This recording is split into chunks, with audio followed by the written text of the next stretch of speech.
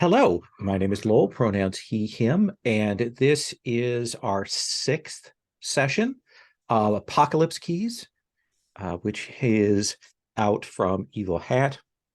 I believe that the final PDF will be out to people soon, and the Roll20 stuff, and the books are apparently at the printer, so very excited about that. We are just having finished up the second mission, and we are heading back for sort of the downtime before we go into that next mission here. We're going to do our check-in with everybody to see where characters are at. So with that in mind, that means we start with Stephen. Stephen Sampson. So did you get an advance or a ruin advance? I got an XP advance, Okay. and I'm the expert here. When someone spends a bond with you to receive +1 or -1, they can ask for your expert advice. If they follow it, they can also choose to either clear a condition, I can gain a bond on them, or they can change a detail or context about a key. Oh, nice, nice. So you have two conditions marked. We are between missions, so on the way back, you can clear one of those conditions. And if you want to have a scene talking with somebody to clear the other one, we can do that in play. Okay. What do you want for your starter session, the XP question? I'm going to keep the last one that I had, which is, did you find something or someone worth living for? Okay, that seems good. That brings us to Beelzebub. Did you get a ruin advance or a regular advance? I got a regular advance, and I am taking the last move, a flickering hope, which is a start of session move. At the Okay. start of each session, describe a memory you have of your people. Choose to speak with love, sorrow, or both. Say what you hope for. Spend darkness tokens and roll. So right, I'm from this ancient planet far away. I don't know that I'm necessarily the last, but I'm certainly not the last playbook. And then I get to some choices depending upon my roles. Okay. Well, we'll resolve that when we come around for you Yep. when we do the division stuff. That sounds great. You've got one condition now. That lonely is permanent now for you. So that was I screwed up. I'm realizing I took a ruin move when I should have taken the regular move. So that's not actually permanent. Okay. But next time I get a ruin move, I'll probably make one of those conditions permanent. Okay. That sounds good. Yeah. Sounds like that is his rabbit hole. You should throw yourself down. Like yeah. And what do you want for your XP question? Yes, for my XP question, that's the wrong pick list. For my XP question, I would like to, I think, give into my hunger at the worst possible moment. Okay. Awesome. Let's then swing around to Vane. Vane, you've got a couple conditions marked, so you can clear one of those, and then we can clear another one via a scene here at the start. Okay. Did you get an advance or a ruin move? I did, and I am taking the move Humanity Was a Dream.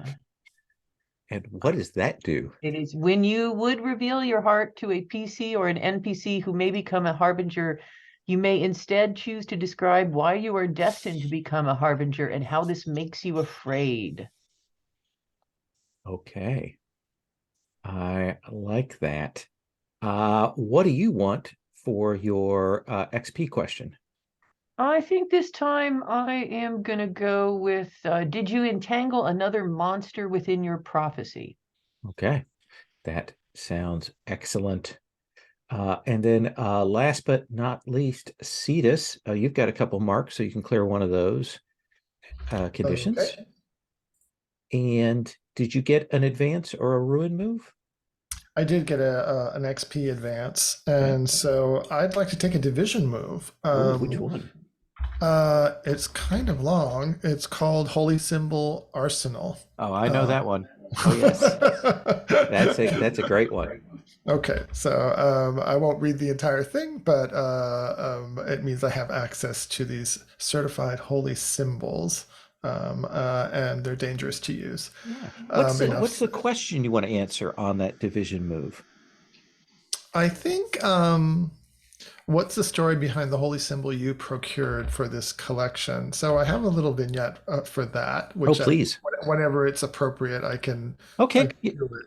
Yeah, we'll do that when we get back to division. We'll do that with your first Great. scene. That sounds great.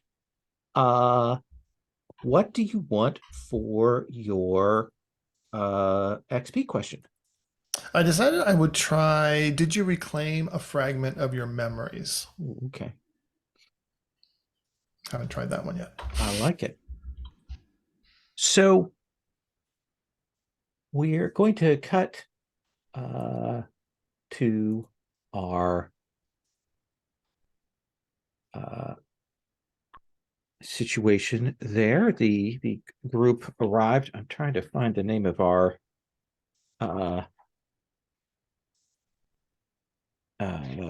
your supervisor. Is it Captain Noonan? That sounds right. Yeah. I'm sure it is Noonan. Yeah. So Captain Noonan is seated there. Older woman, military branch indeterminate, and Samson.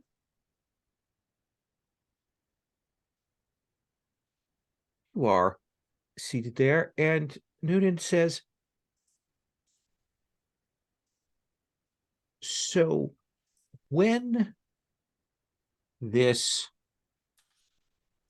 body appeared, this victim returned from the dead, I know that you have a complicated relationship with that. What was your assessment of the threat level that undead presented? The undead was possessing a body of Samantha Reyes, I believe. And it was dangerous, but not,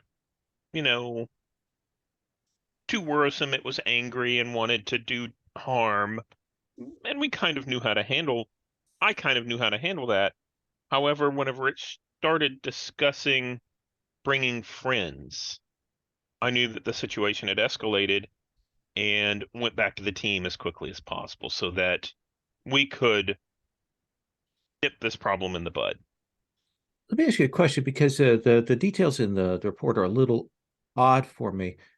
As I understand it, you have a psychic supernatural connection with death, correct? If you call it that, sure. That's the way it's certainly been described to me. But the thing that you encountered wasn't that?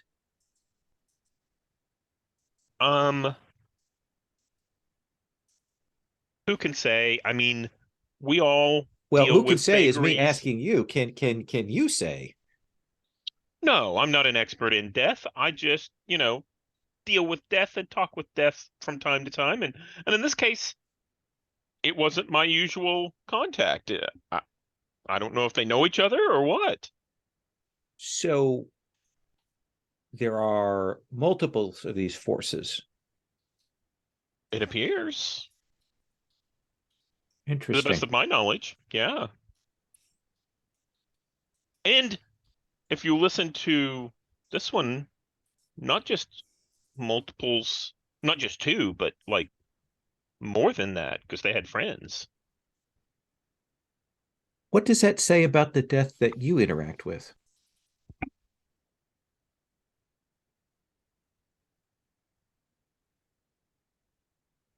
Not sure. I mean, I guess it means that maybe this specialty that division has hired me for is as unique as we'd thought. Is that a good thing or a bad thing in your mind?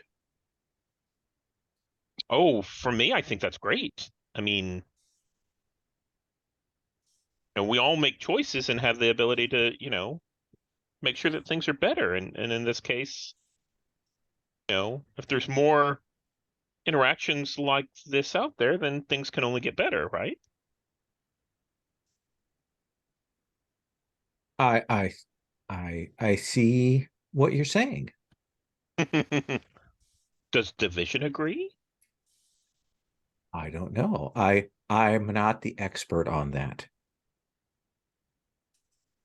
Thank you, Samson. You are thanked and dismissed.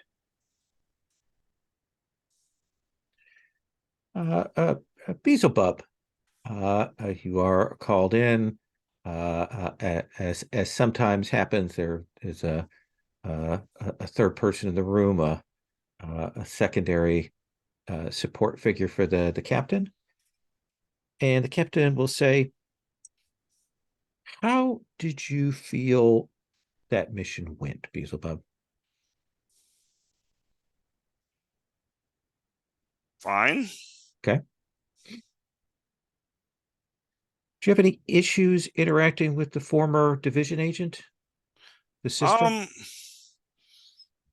I was frustrated that our relationship didn't seem to mean much to her, but I don't think that caused any real harm to the mission. Interesting.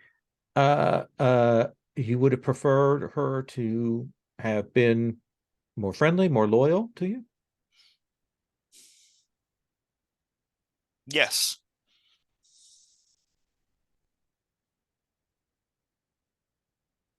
I'm looking very sullen this entire time, right? To my facial affect, I'm not smoking, which I often do in these meetings, and I'm looking very very almost sulky.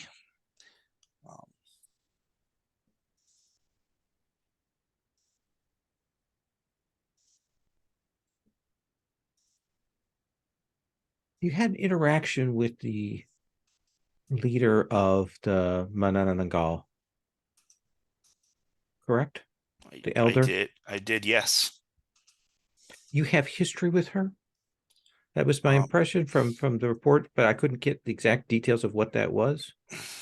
It's not terribly important. It didn't turn out to be as useful as I'd hoped it would. But you do have history. In a manner of speaking. And what manner is that? We never met, if that's what you're asking. Well, that makes it more interesting to me. Exactly what does that mean? We have a mutual acquaintance, let's say. Okay. And who is that? Doesn't matter. It's not important to this situation. Matters because you're evasive about it. So that does get me curious. Is this one of the souls that you've swallowed? That's not really what I do. So how would you put it then? How would I describe? Yes, if it's not not swallowing a soul, what's the term I should add to our addendums to describe it? Well, it's a little different than it used to be. But I don't consume souls. I don't know that I believe in souls. This is not. I people, creatures have feelings, emotions, vibes, auras, and I eat those. So you eat their vibes. That's what I just said to you. Yes. Okay. I just want to make sure I have very good at repeating the syntax of that correctly there.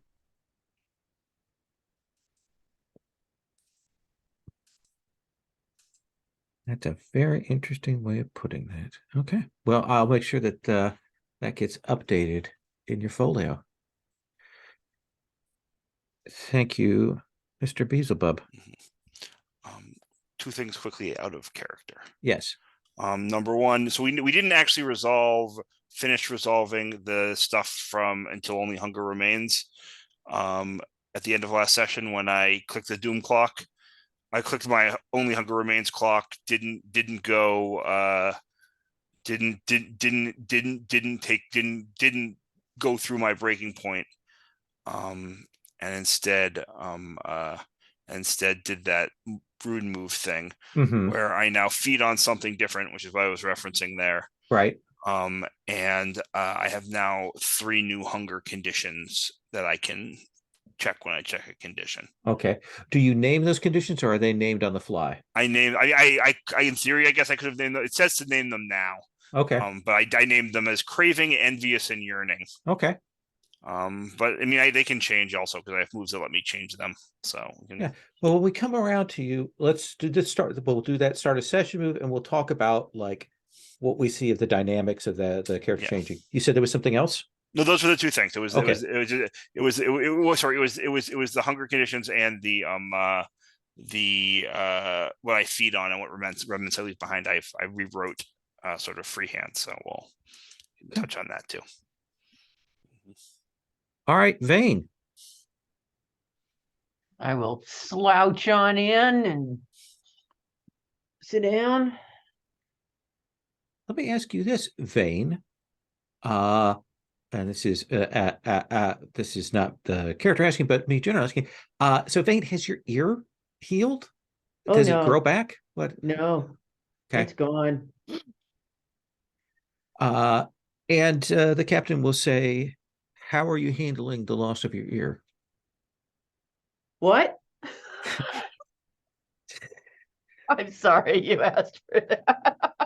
I did invite that dad joke in there. Yeah. Thank you. I say, oh, well, I probably should have some sort of leave or compensation or some perhaps extra coddling to deal with the loss of what is practically a limb.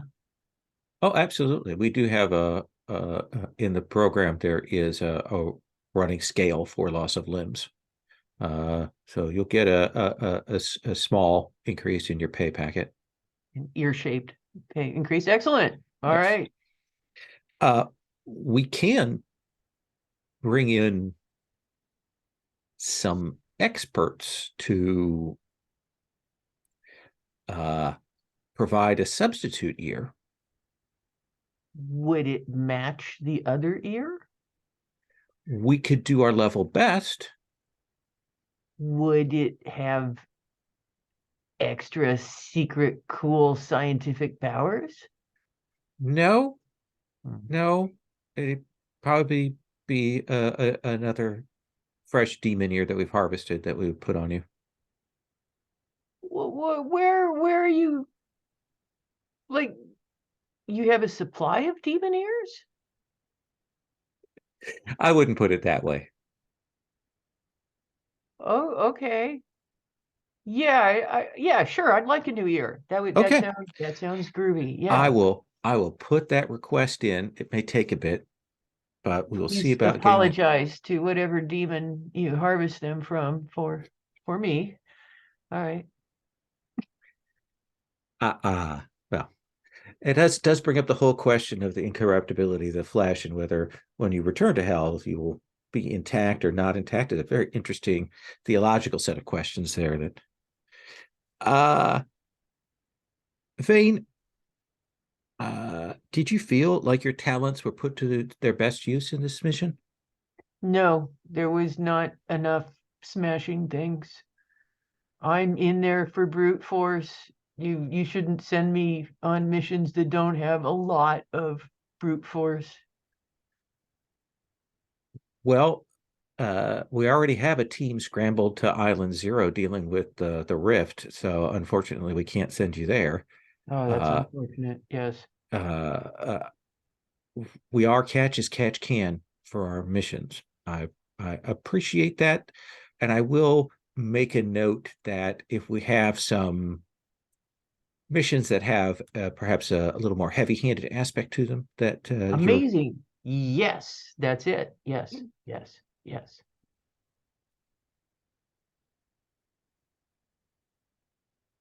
There's a note in your file from the librarian. Huh. Says I something need to go about- talk to the librarian. We've become old pals. We like to joke around with each other a lot. I'm gonna go see them right after this, in fact. So I shouldn't worry about this request here for some possibly lost books that may be in your possession. Wow. Wow. And I look absolutely astonished at the thought. We'll have to, oh, that's a funny joke. I'll talk to them about that. Yes, Yeah. yes. Why don't you do that? It would be good. All right. You got it. All right. I feel like we've got about as far as we can with you today. I Thanks. think you have. All All right. right. Cetus. So Cetus drifts in just as Vane is leaving and says, Captain, I think you're getting better with Vane. They were almost smiling when they left here. Almost.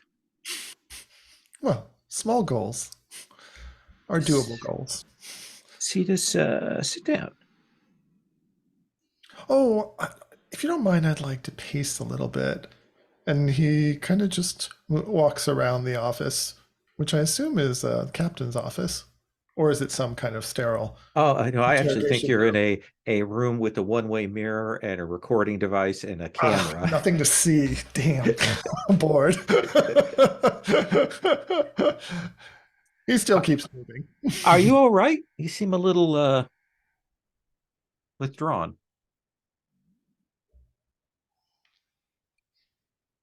It was a harrowing mission for me. I took the long way home, and I think my nerves have settled just a little bit. But this space has never been my favorite. A little too enclosed. Hello, whoever's watching us behind the mirror.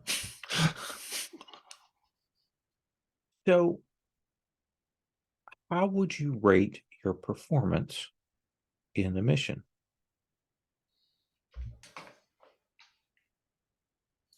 Well, I should get high marks for effort, but I did have a moment where I may have lost hold of myself just a bit. Fallen out a window, perhaps, into a slimy alley. But I did manage to pull myself together, with the help of my teammates, of course. And as I understand it, that was kind of a crucial point to understanding the motivation behind this harbinger. Yes, ma'am, you might say that. I'm going to say that. I'm going to say that in the report. Does that mean I'm a valuable member of the team? You are absolutely 100%. I just worry because it does seem like you've had a couple of incidents where you lost some control in a different way than I expect Beelzebub or others to lose control. I may have lost some control of myself internally. It takes some effort to keep myself in a form through which I can operate in this world. Sometimes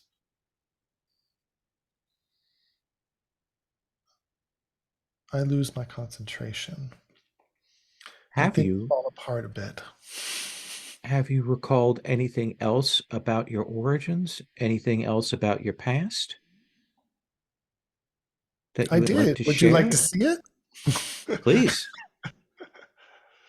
And Cetus reaches out instinctively, telepathically, and barrages the captain with that horrible vision he had of the snakes and the petrification.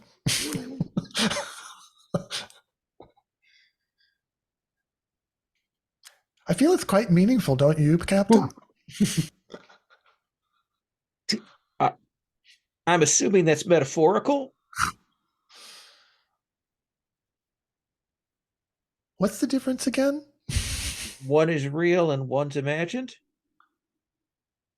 Not sure. Not sure. Hard to tell sometimes, isn't it? It felt real to me. How about to you? I would like you at some point to talk to one of the archivists so we can get a record of that down on in some form. I suppose. It would be good.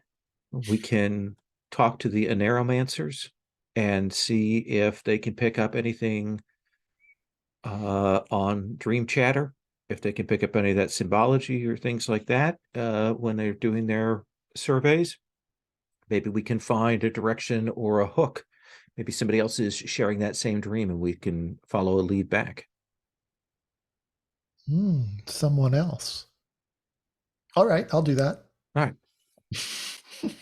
All right, Cetus, thank you very much for stopping by. Thank you, ma'am. Let's go around. We're going to talk about the division move. We're going to talk about the start session, but I want to give everybody a chance to call a scene either with a PC or with an NPC, or kind of gives a sense. Again, we're in that Chicago HQ. You had to pass through the Minotaur maze to get in. The Minotaur was leafing through a copy of Esquire, just kind of nodded at you when you came in this time. So Samson, what do you want to do? What scene do you want to have? If you don't mind, Jesse, I'd like to have a scene with Beelzebub.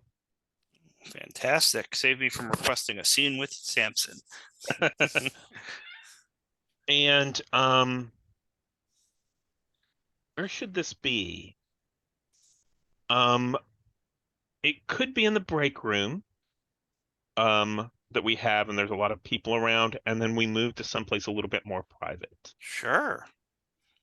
Sure.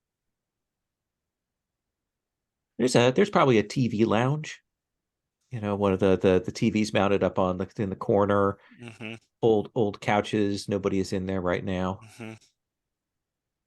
And I think Samson turns on the television and it kind of crackles a little bit. Doesn't get great reception here. Yeah. And Beelzebub, how are you doing after that last mission? I think I first I'm of course smoking a cigar. I'm there in like a tank top and gym shorts.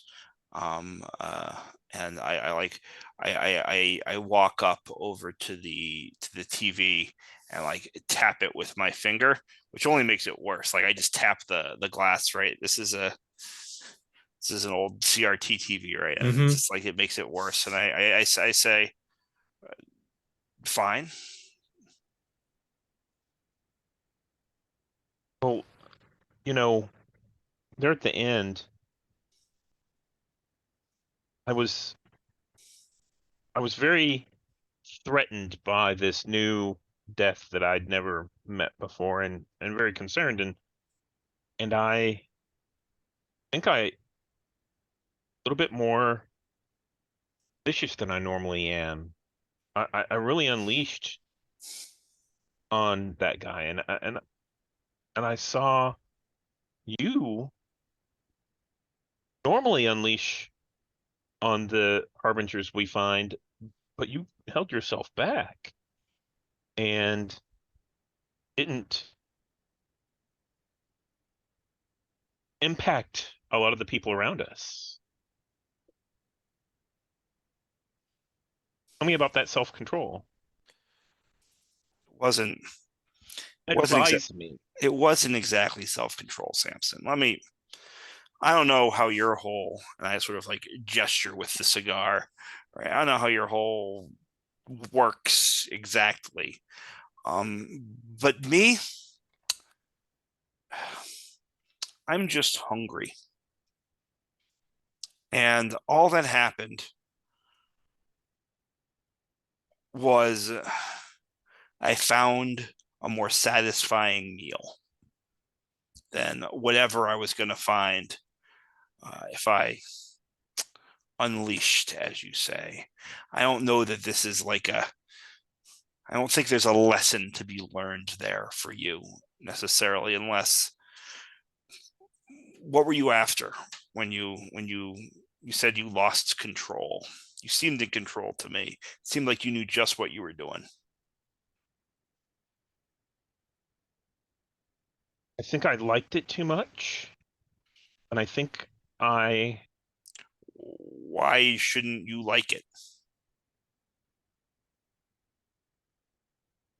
This is what we're here to do. If we don't enjoy it, what are we? No, I guess what I'm saying is that whenever there are always temptations, and there are temptations to make everyone like me, and that means that everyone would have to die. And You seem all right. it's not our job to kill everyone. And I'm afraid that that might have been where I was headed. I would like to see you try. I don't think I don't want to see that. Do you really want to see that? Sorry. What I was saying, Samson, was you couldn't if you tried, but it might be fun to stop you. I see. I mean, Oh. kill me, not other people. I don't know if you count for death. I think death wants mortals. I don't know that death cares about demons. I'm not a demon. Vane's a demon. I'm not a demon.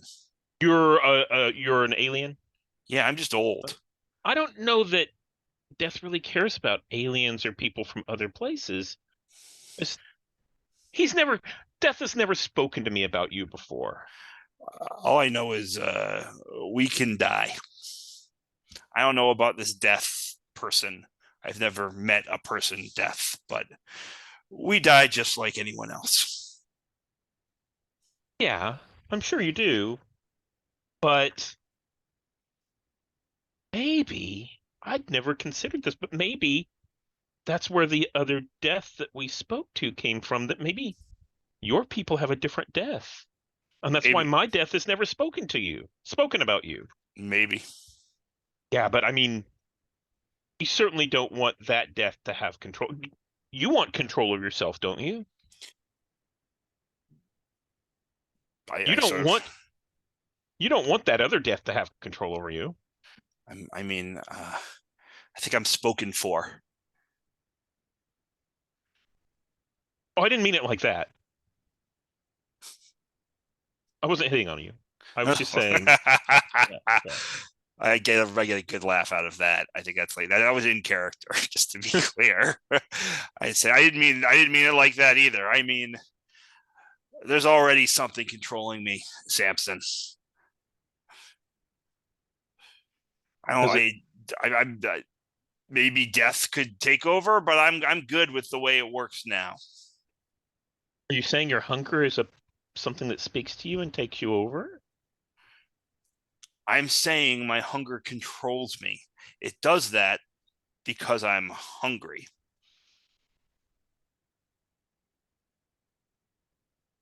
I have to think about that. Anyway, back to your problem, which what I'll say is this. It's only a problem if you want it to be.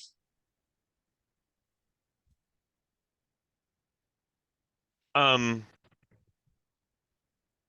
that's a choice you have to make. I think I've made that choice. It's just whether or not I'm strong enough to go through with it.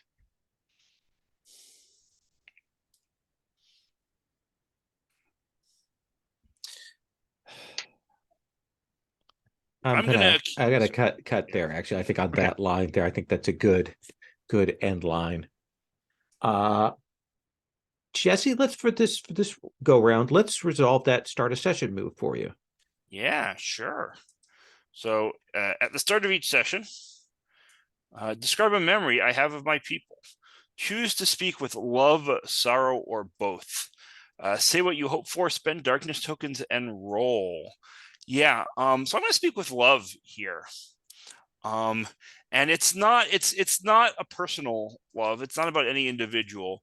It's about love for a society, for a culture, for a place. And the memory is of my first job. It wasn't a job like, like this is a job at Division. I didn't like graduate from school and a company hired me and I got paid. It didn't work like that back there as much as I could remember. But I found ways to spend my time that I thought would be beneficial to myself and to other people. And it was just the most amazing thing. I got to do experiments and learn about myself and my body and the world and other people's bodies and how the world worked. And this is like, out of character for a second, this is kind of like, future science bleeding into magic kind of Right. space fantasy stuff. Herbie tech. Yeah. Yeah, exactly. And it just, it was like a place and a time and a group of people who really like felt free and happy and able to uncover the secrets of the universe. Okay. How many tokens do you want to spend? I only have one, so I will spend it. Okay. Well, I take that back actually, because as I am thinking of this memory, I am yearning for something I cannot have. Okay. So I'm going to take actually, I think 4 for that. I really want it so bad. I'm going to spend 2. So it drops me down to 3. And foolishly, I forgot to open the die roller. So rather than take the time to do that, I'm just going to grab these 2 dice that are right in front of me. Please. He says that finding the D6s takes longer than he thought it would. Is that always the way? Yeah. You need giant D6s, then you'd never lose them. That's a 4 on the floor and a 3 on the table. So 7 plus 2 is 9. 9. So on an 8 to 10, your memories grant you an epiphany. Choose 2. So I am going to describe how a fellow monster reminds me of someone from my past and gain 1 bond with them. And I'm going to say that Cetus reminds me of one of my colleagues at that job. I think it was like the first time where I discovered that what we were doing could be both exciting and dangerous at the same time, and like that thrill became part of what it was. But the thing that they did, that I think she did, that reminds me of Cetus, is like her physical body sort of lost its bounds, its edges, so to speak. Right. And she, it's not quite, I would say she sort of phased in and out of physicality. But I don't know what she phased out into exactly. And it came with a sort of concomitant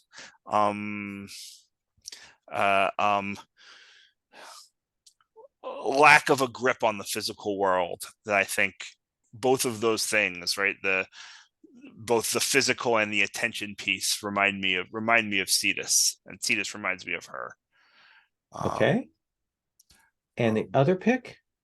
And the other pick is, so I can uncover a key here. Except we're not in that sequence. Yeah, except we're not in that sequence. So I think I have to describe how the tragedy of my people haunts me, gain a bond on what the darkness demands of me. Yeah. And I think I'm thinking about, and maybe this is just a way for me to quickly mention my new hunger, right, which is I feed on misery and despair and leave behind the shattered husks of my victims, right? Which I picked up from those little deaths in the last mission. And I think all of that, as I'm like reminiscing about my time in the lab and the excitement, and then I start to get hungry, and I think about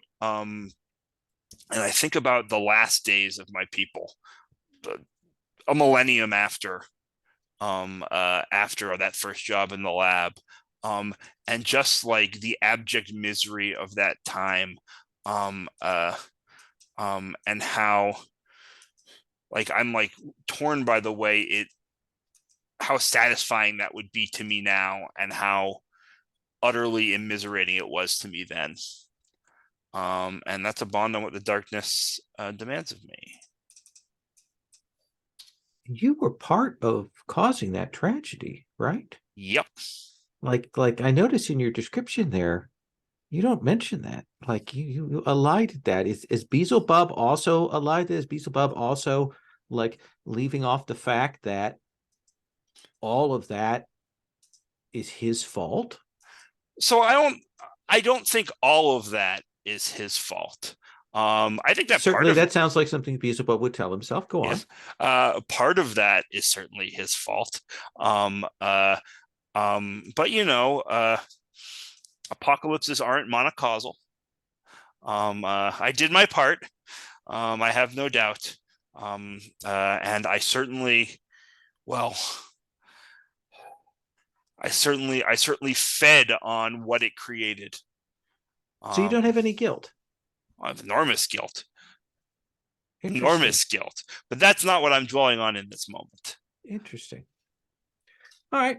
That sounds reasonable to me. Mark that bond. Let's come to Vane. Vane, what scene would you like to call? I think I need to go return a book to the library. Okay. You will head down there. When you get there, you'll see the librarian. I've put in a picture for the librarian in his beautiful white suit. I also have a picture of your book. Oh, very nice. All right. Yeah. And so Vane. Vane, yes. Hello. I was in the outside world, and I believe I ran across a malefactor that had made off with one of your books. And I apprehended them, and I have brought your book back to you. And I will slide the book across the counter. Are you giving him the little book, or are you giving him another one of the other books? Because the little book is the one that has the sort of the spirit in it. I'm giving him one of the other books. Okay. He's like, good. I appreciate you doing this. Can you hang on a second here? And he actually looks a little flustered right now. And he pulls up a spreadsheet on the computer, and he checks against the book. And you see him look, and he goes, okay. Was there anything else? We didn't get a really good chance to check their lair, but if you are missing other books, I can go back at some point and check. Yeah, I don't know. Is there any particular book you want me to be looking for? No, yes.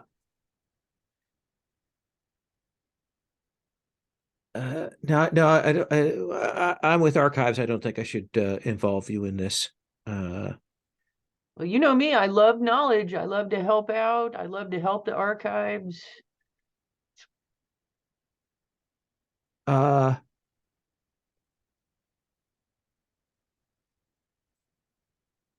Well, let me see. You returned this book to me, right? It's not on my list. It's not on your list. No.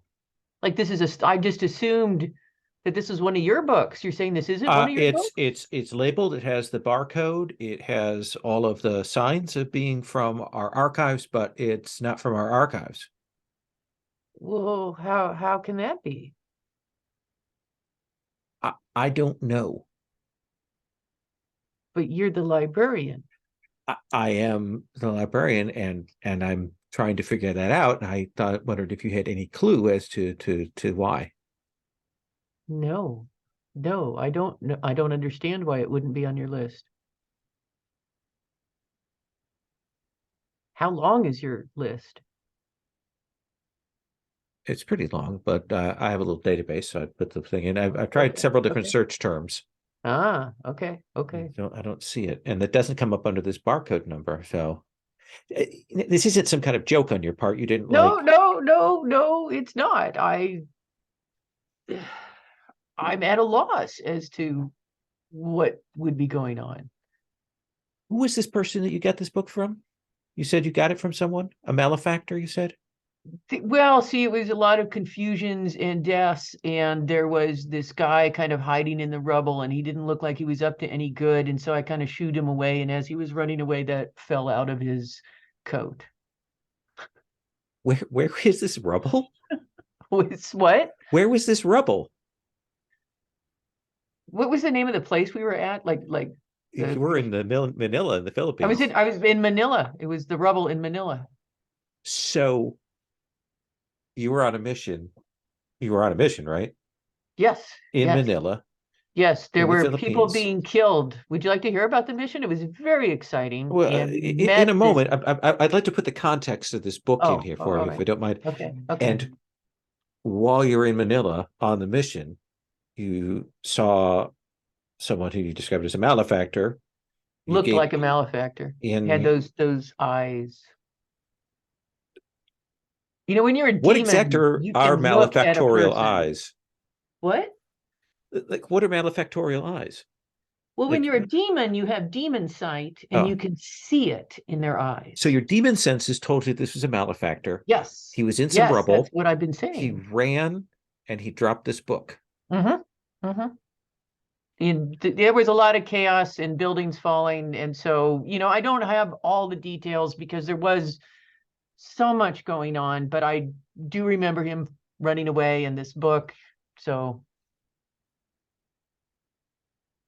That's an amazing coincidence. as weird as this not being on your list. Perhaps it is enemy action of some sort that I can't quite fathom. I may have one of the security people come down to get your statement on that. Okay.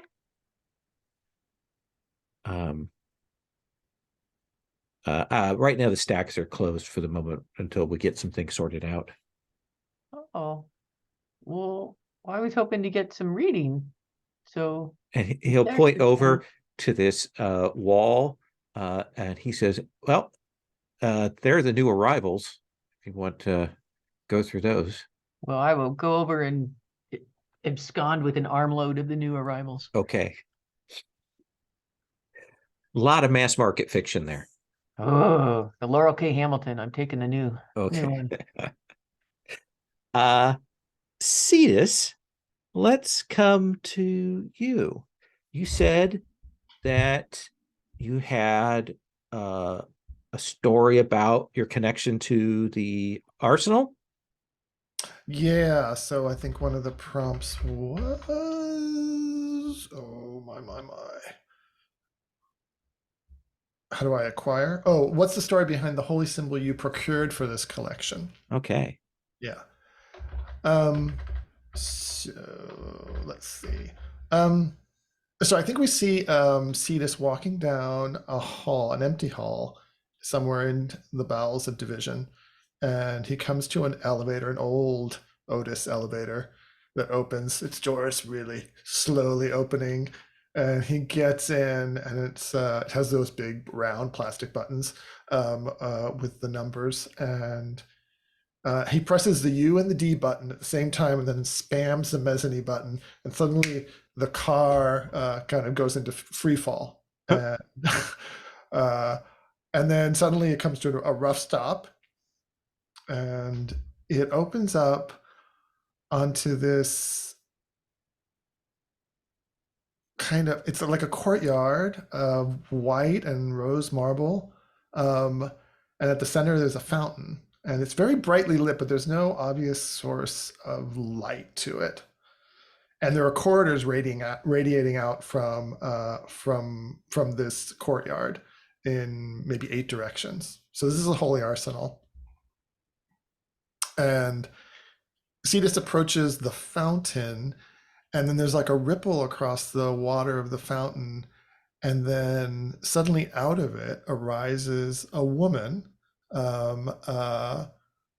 bare-chested, and then as she continues to rise out of the water, you can see that she has these silvery scales. She's like turning into, almost her lower part of her body is serpentine. So she's the Naga that runs the whole holy arsenal. And I think Cetus says, "I've acquired a new symbol for the arsenal. I took the long way home to clear my mind, and I went through the dreams of the Mana Nagal and came to Mount Mayon, where Gugaran keeps the sacred fire, and his brother Aswang steals it from him over and over again. The dream, the myth keeps replaying over and over. And as the brothers were waging their unending duel over the fire, I slipped in unnoticed and pilfered a bit for myself and hid it within this coconut shell." And he pulls out a half coconut shell, and but the fire isn't showing just yet. And then he says, "It's kind of shy. It doesn't like to be in bright light." So as he says this, kind of a cloud of darkness emerges from him. And he says it's kind of unstable in the light. So then there's a big cloud of darkness around him as he's facing the Naga, and it kind of mars the stark beauty of the courtyard. And then at the center of the darkness, a small but intense red flame appears, and the light illuminates Cetus's grinning face as he looks down upon it, very proud about his acquisition. And he hands it out he offers it up to the Naga. She will take it very carefully, and she will say, "As always, you are welcome here, and my thanks to you. Our tools are always at your disposal." Careful with that one, ma'am. I heard in the dreams of the Mana Nagal that it can set fire to the world if not handled with care.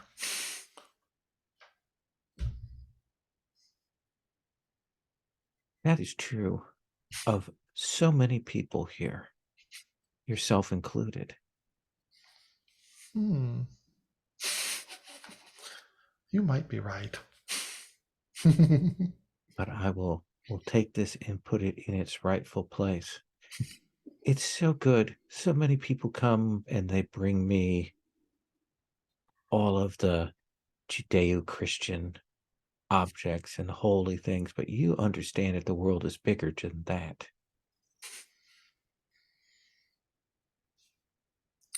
I was excited to travel to the Philippines and to these islands and to the dreams of the Mana Nagal, which are rich in darkness. And someday I'll tell you more about them.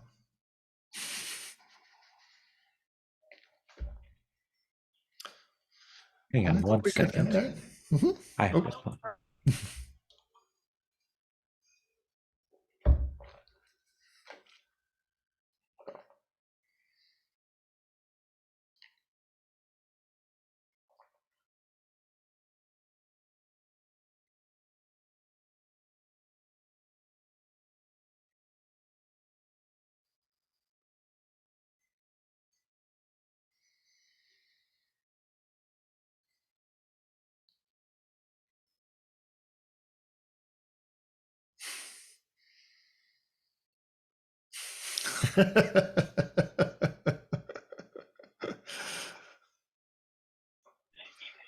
So the university knows your birthday, and they give you a call a few days before your birthday to wish you a happy birthday, and maybe we're all thinking about you and our Notre Dame community and blah blah blah blah blah. And they've got some sophomore that they've assigned to it, so a little bit of rage there on my part. So she will thank you, and she will say, "Be careful. Not all of the places are safe here anymore." Here in the arsenal? Here in Division. Here in And Division. then Oh, people come and go so quickly here. let's take our first break. Let's take 10. We'll come back. We'll do another once around, and then roll into our mystery. So 10 minutes. So let's do another once around. Chance to call a scene, PC, NPC. If you have a condition that you want to clear, you can talk about how you want to go about that. Samson, let's start with you. So my first scene was one that I wanted to that I had with Beelzebub, was sort of a confidence about wanting to clear my vicious tag. Okay. Is there something Yeah. mechanically we need to do in order to do so? Not at all. No, this is just me kind of thinking that we'll kind of have some reasoning behind how that gets cleared. Okay. And then this scene,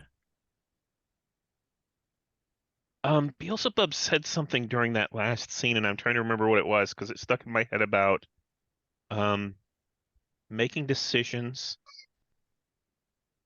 And it tied into something I wanted, something I wanted to grab a hold of and keep a hold of. I can't quite remember what it was. So I've lost my idea for a scene. Okay. Yeah. Do you want me to go around, and if you think of it, we'll come back to you?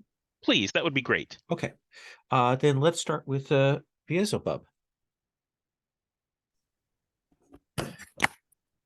Yeah. I kind of want to have a scene with Vane. I Okay. thought we didn't get a lot of time together last That's mission, right. and I think especially coming off some of those memories, and not that we had that much contact back in the old country, but you've also got an old country. Yeah. You're an immigrant like me, and I kind of like the idea of this being kind of like a danger room scenario, Okay. a little bit. Like All right. like we're, I mean, it's really the conversation, but like we're Right. sparring too. Okay. Or even maybe maybe start working out, and we'll see if it turns into sparring. I don't know. Okay. Right? I like it. All right. So like I think I'm kind of like, if we're in like this sort of like gym space or whatever, right? I'm kind of like working a punching bag. They probably have special reinforced ones for us, right? That's something, I don't know how it works. Special synthetic weaves or whatnot. And I'm like, so what's it like back where you're from? Very warm, lots of bright colors, strong smells, most of them not pleasant. What about you? It was a place. It was a happy place sometimes and a sad place sometimes, and we did some stuff, but it was people, just people. But you're trying to get back there to where you're from, Oh right? yeah, that's where everybody I know is. So I'd it's much like rather be there. it's about the people. They're there. Oh, for sure. My brother is there. You have a brother? Tell me about your brother, Vane. My brother Demon. I punched the bag extra hard. All right, and I will say, well, he looks hideous and scaly. He's not stronger than I. I would like to emphasize that. But close. But we came from the same egg. Yeah. That's just like, or did you like? Do you have like a shared? I don't know. Like, do you do stuff together? hobbies, tasks, jobs, We- vocation. We fight together. Sometimes we fight other demons. It's easier to fight a demon if there's two of you and one of them. So that's always been a big advantage. Yeah. Like, what are your folks in it for? Just to stay alive, dude. It's hard. It's a hard world down there. Just stay alive and enjoy every moment while you can. You got it. You got it pretty easy here. Why go back? Because the people aren't. I mean, like there's people here, and there's all these weird. Be like, dude, there was that. Do you remember that body that was walking that kept wanting to lie down, and it was just so sad. There's not sad stuff like that down there. Everything's angry, but not sad. Okay. So you just miss being surrounded by people like you, is what you're saying. Full of rage and spite. Exactly. But there's a lot of rageful, spiteful people here. Have you met the captain? Yeah, but she's sneaky. People in hell aren't sneaky. She pretends she's not full of rage and spite. But she's it's all she's got. She's that I don't really think she likes any of us that much, honestly. Fucking hates me. Yeah. I punched the bag again. Yeah. Bane will be working out with his staff and just like poop, poop, poop, poop, poop, poop, poop at the thought of the captain. Yeah. So that's it. It's just like not enough rage and spite here. Go home and find the rage and spite you miss. That sounds nice. It does, doesn't it? Go back, little rage, little spite, colors. It's all good. Tell you, man, you think I could come back with you sometime? Come visit when you get back there? Well, I think that would be highly interesting. We could try that. Yes. Are people unhappy there though? Not unhappy. They're angry. Not like all the people I'm saying, but like sometimes you guys you're unhappy because you're not angry enough, or there's nothing to hit. Does that happen? Hard when there's nothing to hit. You know, that's the worst feeling in the world when there's nothing to hit. I'm just saying, I get hungry. I need to eat sometimes, and if everyone's just mad all the time, I don't know if that gets me what I need. Well, we could try. I mean, you know, different demons, different types. Yeah, are there different types of demons where you're from? Oh, yeah. It's not all anger and spite. There's like misery and I don't know what else. There's levels, right? And I know that there's a level where everybody's miserable. And I know there's a level where everybody's lonely, and there's a level where everybody just sort of runs around being scared all the time. But on my level, it's anger. Wait, so it's like the book. It's really like the book. Yeah. What book? That guy Dante, he wrote that book. There's like a big lake in the middle. It's all frozen. Oh, there is where you're from? Yes. It's huge. It's frozen. There's a bunch of people, and they're sticking upside down in the ice. And like a really big demon that doesn't go anywhere. Yeah. Dante must have known something. Wow. That's yeah, I do want to come visit. All right. Well, we'll check the library. The library may have some method for All right. Except they're closed. They're closed right now for some reason. Have you heard anything about why they're closed? I thought you're the only one who talks to the library. I didn't even know there was a library. It's a good library, but it's closed, and all they'll give you is these crap paperbacks, and you can't get in at the good stuff. So yeah. Don't you have like special something there? Special something? I don't know. Borrowing privileges? I have been known to borrow. I don't know that they think of it as privileges, but yeah, every once in a while, I like to take the books out and give them a little adventure, give them a chance to breathe. I think that's good for the magic books. Yeah, not that I knew there was a library, but I knew you had books sometimes. Yeah. Well, I don't know anything about it, but I'll ask around. Maybe I know people who know things that your people don't. Excellent. Okay, I think that's probably the Seems scene. like we'll cut there. Let's do Cetus, and then we'll come to Vane. Cetus, what would you like for this go round? Because I knew you were eating, so I wanted to make sure I got you. I will return to eating in a bit. Here I am. Well, since Beelzebub and Vane just had a scene, maybe I could have a scene with Samson. I haven't thought it through very much, but maybe Samson, do you have an idea? Or actually, Samson, you had an idea that you had lost, and did it return to you?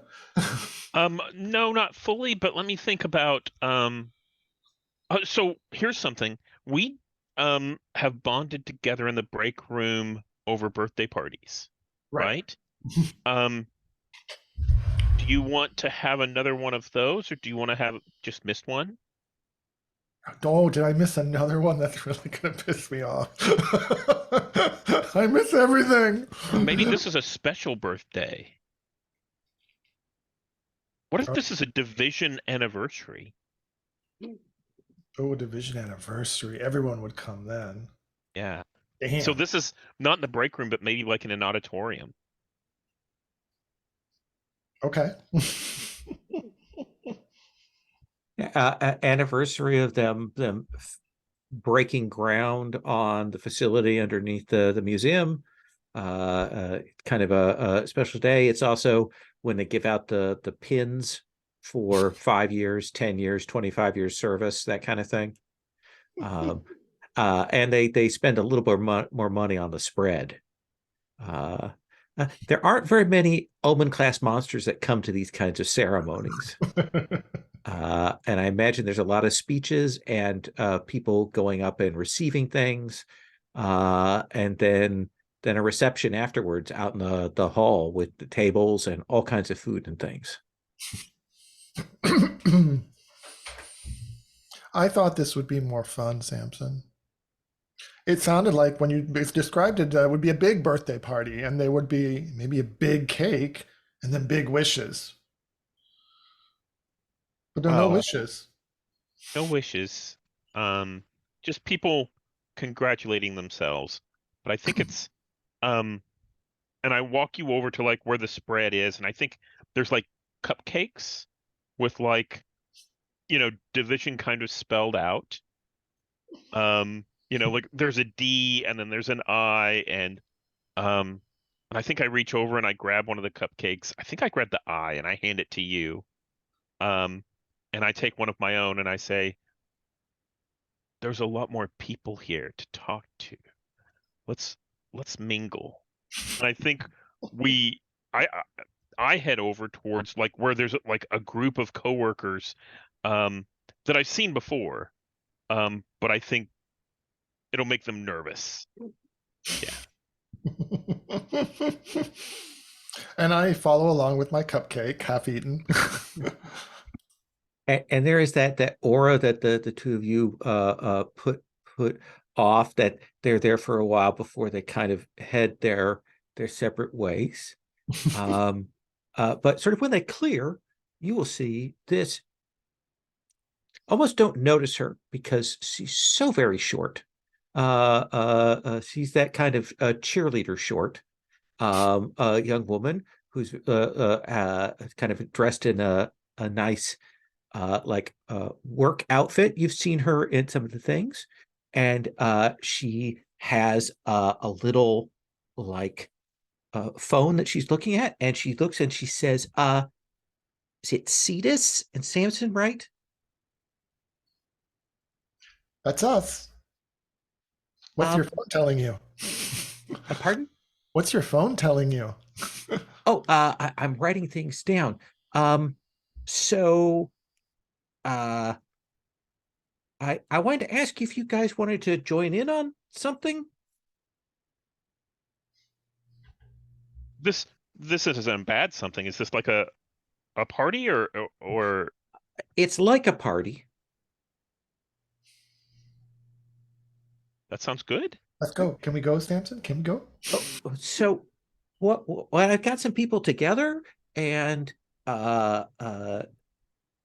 so what we're going to do is like a monthly potluck, and I wanted to see if you two wanted to participate. Well, And I lean over and I tell Cetus, A potluck is where we bring food and everybody shares it. Oh, thank you.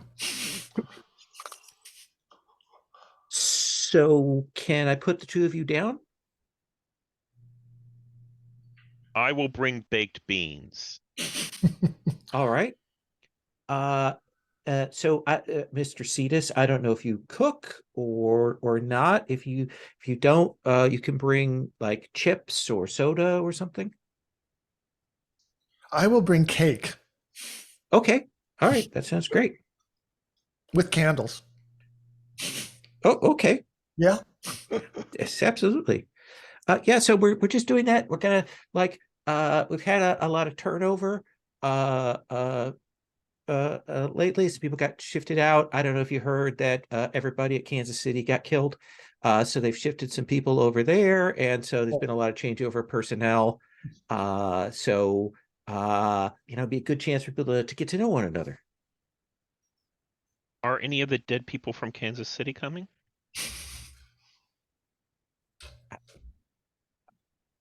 What do you mean? Never mind. It's okay. I'm sure they'll come for you, Samson. Maybe. Oh, okay. Well, I think I've got everything I need then. All right. Wait. I don't know your name. What's your name? Courtney Courtney. Thank you for your invitation. with a Courtney. K. With a K. And, And and Courtney, how will we? Will you just come find us, or? Oh, that's a good point. What's your email? Why don't you leave a note for us in the break room on the cork board? Okay, Yes. you don't have email? No email. Okay. I'll just put it up on the corkboard when we get things set up. I think we're going to have the first one on the 17th, if that's cool with you. Okay. Great. Looking forward to it. Bye, Courtney. Bye. And she will head off. You see a number of the older division people watching this, and they just shake their heads. And I think as Courtney gets towards the door, I stop for a second and I wave, bye! Super loud. Everyone looks. Yeah. We were invited to something. They think we're one of them. It's the best. Vane, let me come back around to you.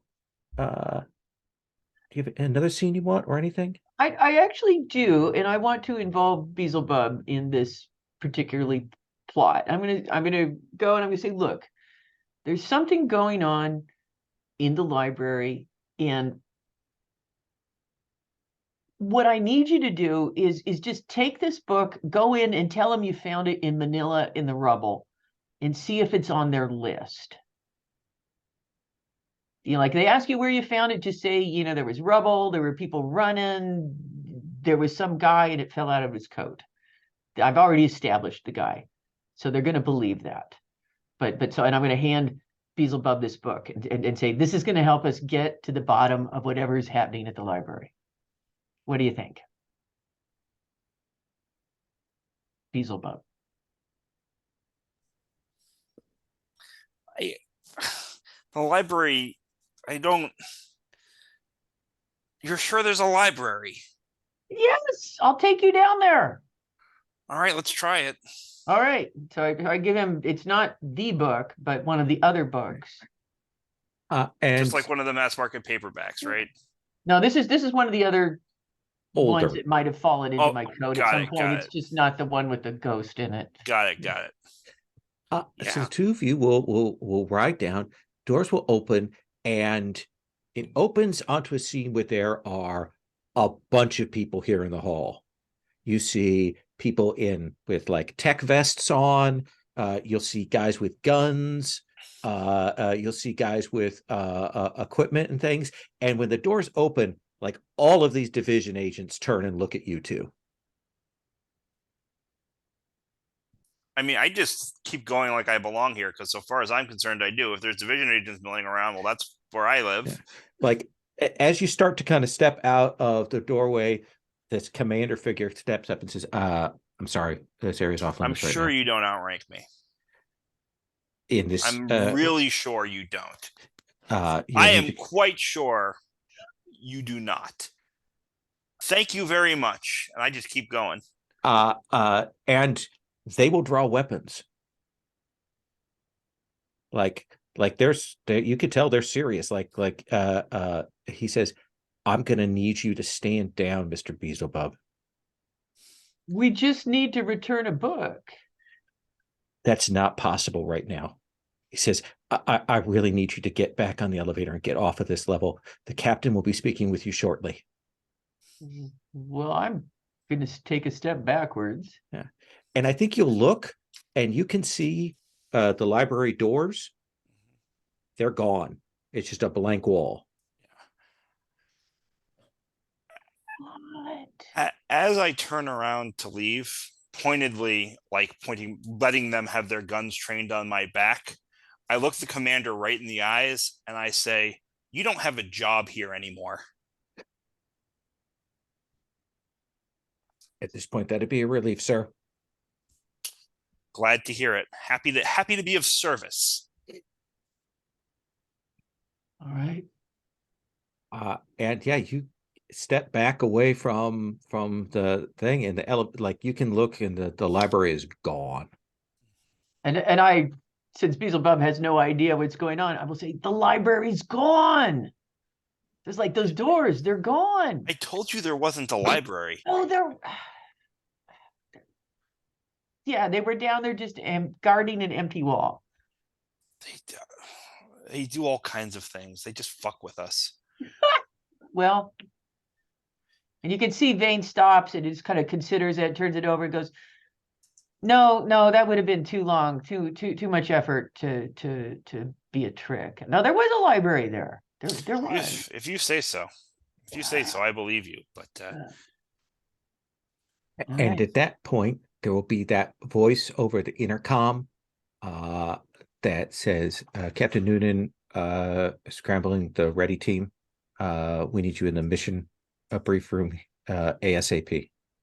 Well, I guess I know where we're going next. Give me my book back, if you would. yeah, absolutely. I tuck it. And you can see actually the trench coat. It has a lot of books kind of in pockets. Mm-hmm. Yeah. You're sure there was a library there? There was. It was a good library. Maybe it's on the other side of the wall. I don't know. So weird. After the mission, let's knock down that wall and see what's what. I'm in. All right, we will go off to the mission room. All right, let me quickly do this. Come on. So, Samson, see this? You've just finished up this delightful meeting with Courtney, with a K, and you were scrambled to the mission room. And you can see that a number of other operations people are like getting beeper texts and so on, and heading in different directions. And you will be brought to the mission room, and Captain Noonan is talking with a couple of people and nodding, and they seem to be consulting on some things. And Captain Noonan says, if you all could give me just 1 extra minute here. And then kind of continues to talk and then turns around. We have a mission that we need to scramble you for on right now. You won't have to go far. So here's what we know. There is a rogue interdimensional spatial entity that has attached itself to the HQ. It's designated the Parasitic Library. The entity has begun siphoning off valuable intel from the archive, leaving voids in Division's key records relating to already contained Doors of the Apocalypse. Harbinger class monster involvement is suspected to be behind the security breach. Should whoever brought the library to Division recover the siphoned information from within the library, They will be armed with the knowledge needed to unlock those doors. Right now, we need you to find out who or what led the library here and dislodge it from division before these apocalypses have a chance to be unleashed and the Harbinger claims ascension. There is a copy of that brief on the NPC tab as well.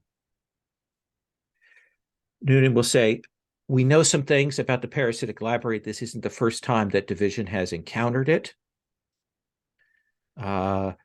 We believe that it is a semi-sentient interdimensional entity that feeds on accumulated knowledge and secrets in particular. As we understand it, it emerges from rifts to attach itself to locations to feed off what it needs. The problem is that any information that the library consumes is lost from the original source. The library has been theorized to be responsible for different dark ages throughout history. We don't know how long it has been feeding on Division. It adapts to camouflage itself. We've had some odd instances reported from archives over the last couple months, but until today, we didn't have anything concrete. One of the junior agents went down to retrieve some of the files. One of the senior agents was there, didn't recall the files. They followed it up, and we were able to find a door in one of the sub-basements. That apparently set off some things because at least 2 of the storage centers at the upper levels also vanished. We suspect that the library pulled those ones into it along with any personnel that are there. This is a very dangerous mission we are sending you on. The interior of the library is a library to all appearances, but it is also a digestive system. Individuals who are in the library for too long may start to experience loss, fragmentation of memories, disassociation, loss of identities. The library, anything that it feeds on can be recovered because it will be in the library, but actually finding it is more of a challenge. We also know from past experiences, from past operations, that there are other beings that wander in the library that pose a threat potentially. So we suggest that you approach things with cautions. The HQ is warded. It is protected from these kinds of incursions. So either the library found a flaw in our defenses or someone let it in. We don't know. The secrets that are in the library pose an existential threat to the world. We need you to go in. We need you to find out what is going on, and we need you to disable the library and remove its connection to here. Questions? Because I'm sorry, could I just, so the Parasitic Library, it's not the library that I was going into. I wasn't unknowingly going, Vane wasn't unknowingly going into No, it says, okay. no. Okay. The library that you were entering, Vane, is our library, Okay, sort of the okay. public-facing archives, and it looks like the Parasitic Library absorbed that into itself right now. Just want to make sure of that. All right, sorry about that. Beelzebub? Oh, you just moved. I was just going to turn to Vane and say, I told you there wasn't a library, but apparently that's not true. I have a question. Yes. What are the acceptable loss rates? I assume that our library is gone now. We're worried that someone has summoned this with an eye to absorbing the secrets of Division HQ and using those to open a number of doors of power. That's what we're worried about. That's what we need to stop. Ideally, we would like to stop this before more things are lost from Division HQ. But that's, as you can imagine, complicated. So I'm hearing that time is of the essence, and taking it out violently with no concern about acceptable losses is preferable to letting it grow and potentially eat more things. No. Here's the thing is, if you destroy that, it will be destroyed in our world, that information, that knowledge, that loss. It is important that that material for Division HQ be isolated out and separated, stopped, consumed, or retrieved. That's much more difficult. I know. But I know that this is a team that can handle the violent side of things, but also can handle the exploratory side of things. Is the library sentient? Yes. We know. As far as we can tell, it is semi-sentient. One of the older reports suggests that there is at least one manifestation of the library itself that appears within the library, though details on that are scarce. Part of the problem is the agents that survived, that did make it out, had lost a chunk of their memories. Mhm. We will be sending Assistant Archivist Marcus Finch with you. Marcus has previously been in the library and apparently has some modest immunity to its effects. He, however, does not have his memories of exactly what he saw in there are a little vague. We're hoping that going back in may trigger some of those. And at the very least, he may be of assistance with the four of you going in. Hi, Marcus. I And was at your birthday party last month. Marcus kind of stands up. He's dressed in, his archivist thing, but he's also got a tactical vest on with the bandoliers and everything. And he's like, "Oh yeah, I remember you, Mr. Cetus. I just want to assure everyone that while I haven't been in the field, I have passed all the mandatory training procedures and tests, and so I should be able to provide support. I'm highly graded on all of that testing." I turn to the rest of the team that's not Marcus, and I say, I'll give anybody the under on 15 minutes. Even odds. This kid survives. I'll see that action. See, Vane's got confidence in you, Marcus. Is this hazing? Don't pay any attention to them. Just stick with us. You'll be fine. Okay. Stick with Vane. They want you to live for more than 15 minutes. They've got a financial interest. Okay. All right. So I'm going to go and get my equipment together. If you can, if we can meet up at the freight elevator 6 in about 30 minutes, we can head down. And I turn to the officer in charge. Do we have 30 minutes? We need to get that equipment together. We have some comms that we may operate within the library. We want to provide those to you, and some other gear.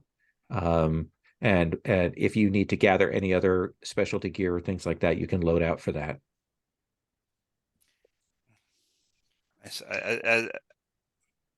Other people have things they want to say to the captain or in the setup situation before I want to have like a last word with the captain as we're walking out. But I want to make sure that everyone else has had their say. Okay. I say, and captain, last thing, when we get back, whoever that is down there that's commanding that unit, I never want to see them again. Which unit? The one outside where the library used to be. There's no unit down there. Fantastic. Problem solved. Never mind that. All right. So you will head out. Is there anything that anybody wants to like grab in the preparations or anything that we should know about? I imagine, Cetus, that there is a scene of you gathering some of the armaments. Yeah, I'm a little unclear on how the symbols work. I don't So imagine all it they're is artifacts. is They're, yeah. in play, you just say, "Well, I'm pulling this out." From, I mean, you've got a duffel bag full of holy guns, and you can pull one of those out and describe what it does, and then let loose with it. Yeah, so I was thinking that it's more kind of that they're symbols, so they're not actual artifacts that I'm carrying with me physically, but that I have somehow access to them through the astral or some way Oh, that I can just absolutely. pull them I out mean, of my you're butt. partially made of dream, so I Right, imagine you've got a way to draw them out of that. right. So through a connection with the arsenal that will allow me to just pull them out. Okay, so I don't need to Absolutely. do any special preps. No. Samson, is there anything that anyone you talk to, anything you do? Yeah. I think I'm going to go find an outside line, Okay. and I'm going to call um my ghost agent, Jamie's sister. Okay. And occasionally, I think Jamie helped me quite a bit on the last mission, and I'm going to call his sister and have a conversation with her. This is some of Jamie's unfinished business. Who is this? She So says. I've talked to her before. She thinks Oh, I'm a medium. okay. Oh, that's This right. is Yeah. this is Samson. Um, I have been contacted by your brother Jamie again, Uh-huh. and he said um that he misses you and that he's doing okay. He's still working, you know, he's still working the job. You said that last time, but I don't understand what job is he working? Well, I don't think the spirits from the other realm are authorized to tell us about it, but I think that they have things to do, and he seems to be happy with what he's doing. Okay. Um, is there is there anything you'd like for me to pass back to him? I mean, I think it's important that the two of you stay in contact because he's I think he's lonely, and I think he wants to make sure that you still remember him. Well, maybe tell him that Uncle Carl is in the hospital. Oh, okay. The gallbladder thing again. Okay. Um, yeah, tell him I miss him. Yeah. I will. And I think that um I guess remember that just because he's gone doesn't mean he doesn't think of you. And he's still, he's still with us as long as we remember him. Okay. Well, thank you very much for talking to me again, Paige. And Uh, I'll try and call whenever I can. okay, Mr. Sampson. Thank you. Mhm.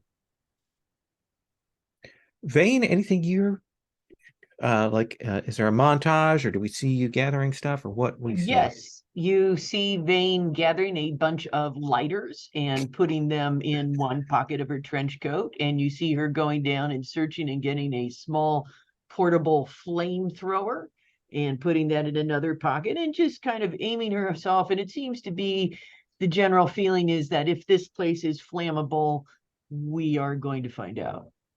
Okay. And Beelzebub, what about you? Yeah, so I think the like I've been walking around the base in a tank top and shorts. Like, this is my very sort of casual at home look, and I go back to my room and I change into the suit and the tie. I think this time the tie is this like green color, and as I'm like looking in the mirror, like correcting the knot, my eyes glow that same green, right, which is the new eye color. Okay. With the change. Cetus did have a question. What's your new hunger again? I just saw that. It is I feed on misery and despair and leave behind the shattered husks of my victims. Okay. I have one thing that I think Cetus does want to do. He didn't go to the arsenal because he already Sure. do it. But I think all this talk about losing memory in the library has made him feel kind of scared about going into the library because he's lost so much memory already. And so I think he goes up to Marcus and he says, and he starts quizzing Marcus on, so the captain said that you know how to resist the memory loss of the library? No, I have some kind of partial immunity to at least a portion of its effects. I don't know how it happens. Nothing. Oh, okay. And I think Cetus puts his hand on Marcus's shoulder and ostensibly says, "Oh, it's going to be okay. We're going to keep our eyes on you, and we'll take care of you." And he is searching around within Marcus's spirit for whatever allows Marcus to resist the library and trying to absorb it. I don't know if this is actually a move or not. I think this is power through darkness. Okay. So that would be... Yeah. Have you generated any darkness tokens in the conversations or interactions leading up to this? Well, I have 2, and I think I'm feeling uncertainty or cowardice right now. Okay, that seems fair. Yeah, so perfect. Maybe I just generated another, maybe 3, because that's kind of scary. So that'll put me at 5. So why don't I use 2 for this move, and that'll put me at 3. Okay, up and down.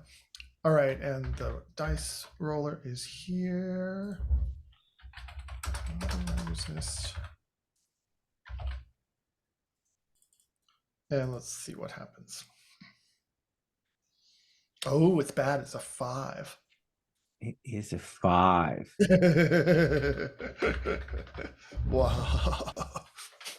I think that you will reach out and grab a hold of that, and you can feel that. You can feel that immunity, and you use your powers to pull it out of him,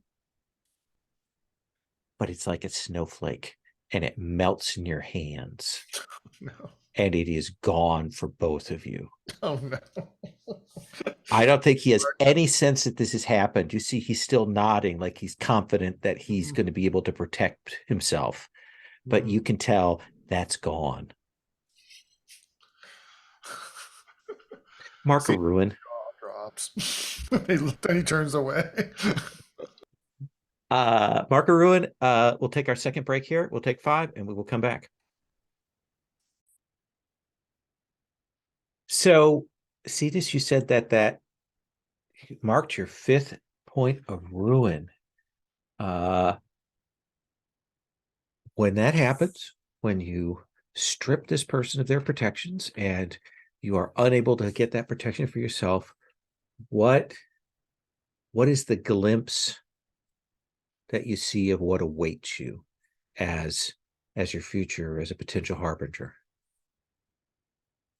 I think the metaphor you used of the snowflake melting is actually that's almost like the felt experience that Cetus has as the immunity comes out and then it melts in his hands to liquid, and it jars. It's actually a memory, um, uh, and it's of uh, like a city with high white towers being inundated by huge green waves, and sea foam, and Cetus is in the center of it, exhilarating in the liberation of all these souls from their mortal coil.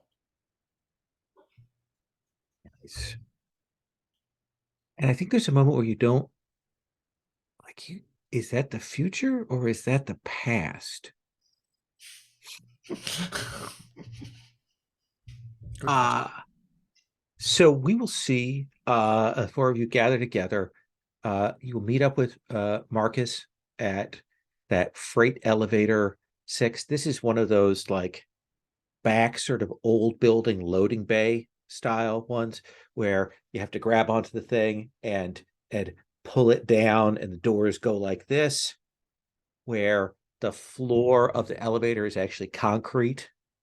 And you'll step in and there's a draft here, like it's cold, like clearly the Chicago September air is kind of coming through here somehow.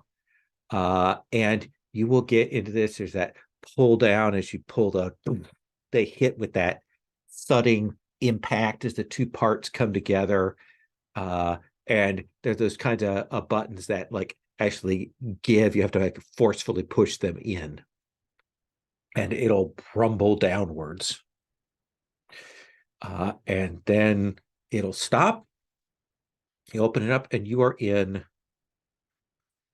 if you've ever been in one of those like old buildings, like basements that you can tell just by stepping out into the hallway that there are no windows on this floor. And it's that sort of yellowed linoleum. There are doors along at various places with little old style plastic placards on them. The light here is neon, like the bulbs that are there, but the plastic in the overhangs, like corners are cracked that have broken off, and some of them are yellowed, and there's a little detritus of insects that have gathered up inside there.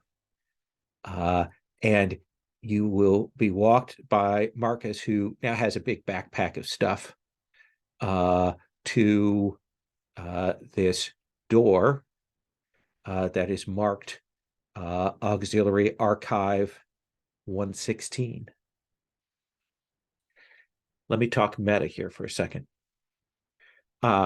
So this is a investigation, but it's also an exploration in some ways. So there are things to find, there are people to meet, that kind of things, a picture to be put together, the keys that you want to find are facets for the mystery. If we look at the mystery map, are the Harbinger, the Door of Power, who brought to the library to Division, and the secrets that are locked within the library. Those are sort of the four facets that we have for this. This is a difficulty 7 mystery with a doomsday clock of 5 ticks. So just to tell you what the parameters are. So how this is going to work is, we'll kind of do some exploration. If there are things you want to look into, I'll describe some things, but we'll also maybe at some point, if you want to like, okay, I think we're just going to kind of explore, we'll do a kind of a modified in the labyrinth move to see what turns up in our exploration. So we're going to play a free form, but there is the structure of finding those keys and pulling together details and context for that. Sound okay? So like when you get there, Marcus will kind of he steps back and clearly waits for somebody else to like open the door. You can tell that while he knows he's protected, he's also still clearly very nervous to go in.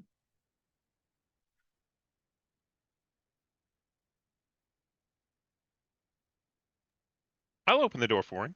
Okay. And everyone kind of holds, there's that long pause, and then Samson, you'll step forward and open the door, and it opens into a hallway. This one's carpeted. You can see it goes down a way, turns off. You can see that there is a glass-fronted room off to one side. And you can see that there are library shelves in there, and like a librarian reception desk, and displays and stuff. And there are more library sort of doorways off in different ways, but as you kind of look, it looks to you like there's something sort of fun house about the way the corridor kind of goes down and away from here.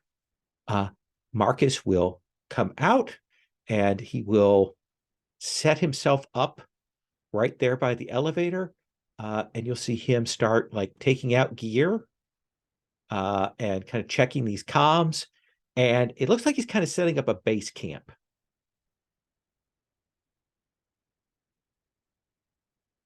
And he'll say, I've got comms for everybody. I can stay here and do communications, and so we can come back, have a rally point here, if that sounds all right with everyone. That sounds like a good idea to me. If you're dying, I want you to scream really loud into the radio. Ideally with the time, if possible.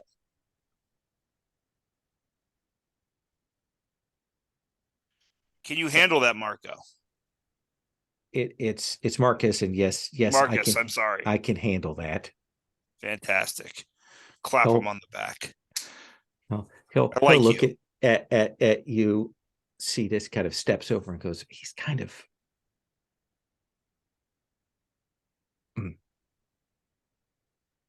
and then kind of goes back. I think Cetus is feeling bad about what he's done to Marcus, and doesn't think Marcus is going to survive very long with his memories intact. I think I might want to tap into the Holy Arsenal move at this point, if that's okay. Absolutely. Yeah.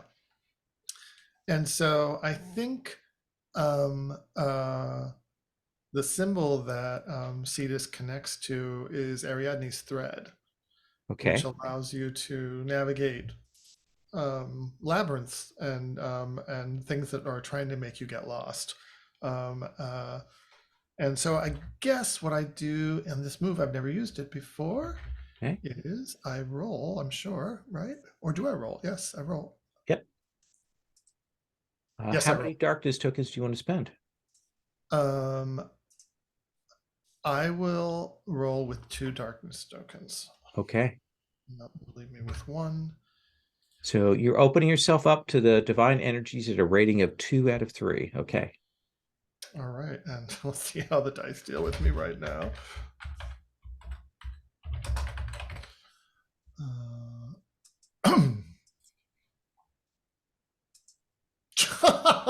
I can't have gotten the same exact thing twice in a row. Let's see, that's a 5, and that appears to be a 5. So the good news is, on both of these fails, you got to mark XP. Oh, I forgot to do that, yes. They're the same exact fail. It's something about him. So I think that you will kind of hold out this holy symbol. What does this holy symbol look like? Like, what is this one that you've drawn forth? It looks like a ball of thread, of yarn. and so I'm invoking it somehow. But I also have to quell the darkness within me in order to access that thread. And I don't know, maybe something went wrong with that. Well, here's what happens, because I think that kind of overwrites all of that. I think you hold out that ball, Mhm. and as you are holding it, suddenly it starts spinning like a top in your hands as the thread is drawn off somewhere into the ether, and it spins and spins and spins and spins until there's nothing left of it. And you feel your hand is kind of burnt there. And you felt something bubble up from inside you, some memory, some fragment of your past get pulled up by that Mhm. and then got yanked away with the thread, and it is gone forever. There's a face. There's a man. He's beautiful. He's talking to you. He's reaching out lovingly, and then he's gone. Ouch. And now I don't even remember he was there. Yeah. You remember there was a person, but There that's was a all. person. I can feel a sense of loss. Yes. That didn't work.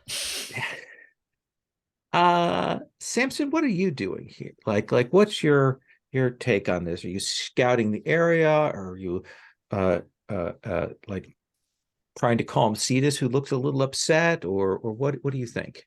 So I think I'm letting Cetus prepare. I see Marcus has kind of set up base camp and is getting things ready. Marcus mentions that he has communication devices for us, so I think I pass those out. And I think I look to Vane and Beelzebub and I say, well, the two of you want to take point, and I'll come up in the middle, and then we'll have Cetus in the back, and we'll see how things go. Head on out. Beelzebub, Vane, how do you react to that?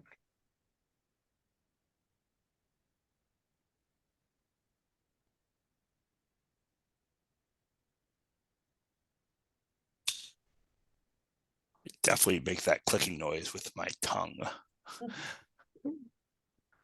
Marcus will say, I'll just set up here. We'll all be good. Yes. I think I'll take rear guard if that's. I don't know. Not gonna say that. I think I'll take rear guard. Okay. And I will step forward to take your place. And I'm going to head in and start, scouting around and seeing if I can't see anyone, and, telling everyone, this way is clear and all that kind of stuff. Yep. Vane, are you down with that? So we're next to this glass room. Yeah, it looks like this facility goes on, but there is a room of there is a library room here. So there's glass. Yeah. And it looks breakable. Oh, absolutely. Vane, Yes? when you visited the library before, our library, did it Uh-huh. have that glass room? Or is this just all the Parasitic Library? Do I remember, Game Master? This is definitely not like the library where you were at. I mean, it looks like a very real library somewhere, but it's definitely not yours. I say with great confidence, this is not our library, and I step forward and just smash through the glass. You will absolutely shatter that glass. And Vane, I think, as that whole thing comes crumbling down, I mean, it's that kind of thick sheet glass, because they have to have a kind of a supporting thing, but it all comes down. I think in the distance you can see the various stacks and things. You see movement back there. Ooh, I'll say there's movement back there. And Samson, I'm going to, basically get to the other side where, I'm like, good move, Vane. Bring them to us.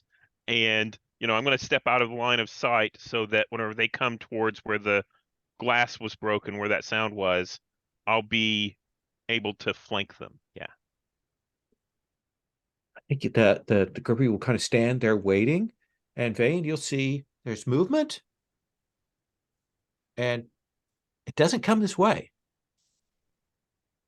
It's like there's somebody back in the amongst the shelves there, but they aren't coming this way. I'm going to yell, come out.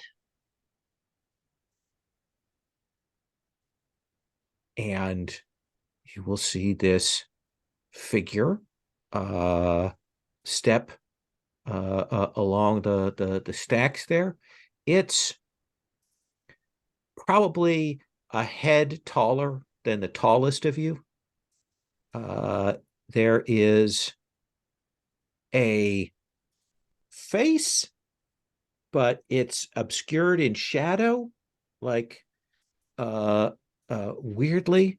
It has hands, but you can't quite, like, your eyes can't settle on them.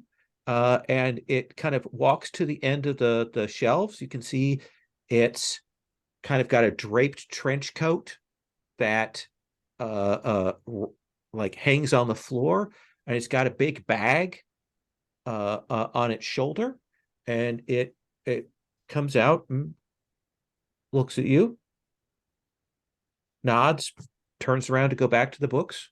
Wait a minute, if you would. Turns back around. Could I ask a couple of questions about this library? And it talks, but when it talks, like all the glass around here vibrates, and that's where the sound comes from. Uh-huh. And it'll kind of walk over towards you. You see it stop at another shelf, and it kind of does this, and then it looks, and you see it pick up one of the books and drops it in its bag. And it's like, yeah, can I help you? Where's the librarian? They're usually around. They'll usually find you. What are you doing? Rousing. Rousing. Mm-hmm. I'm picking up some things for a friend. I see. I'm going to turn back to my friends and kind of like, because I don't see any reason to hit this guy. It doesn't seem to be Disappointingly. Yes, you can see the chagrin on my face. Like I thought there was going to be some sort of battle here, and instead it's just dude browsing. Yeah, You wanted to trigger a move there? I say, what's your name? I think it translates as formless amiensis between. There's something about you. I sort of like do a kind of like a sniff, flick the air, kind of like a lizard, kind of thing, and say, you taste familiar. And when I first encounter an NPC faction or monster, you may declare the remnants within you recognize them. Spend darkness tokens and roll. The keeper will tell you something significant and valuable, even on a miss. How many do you want to spend? I'm going to spend 3.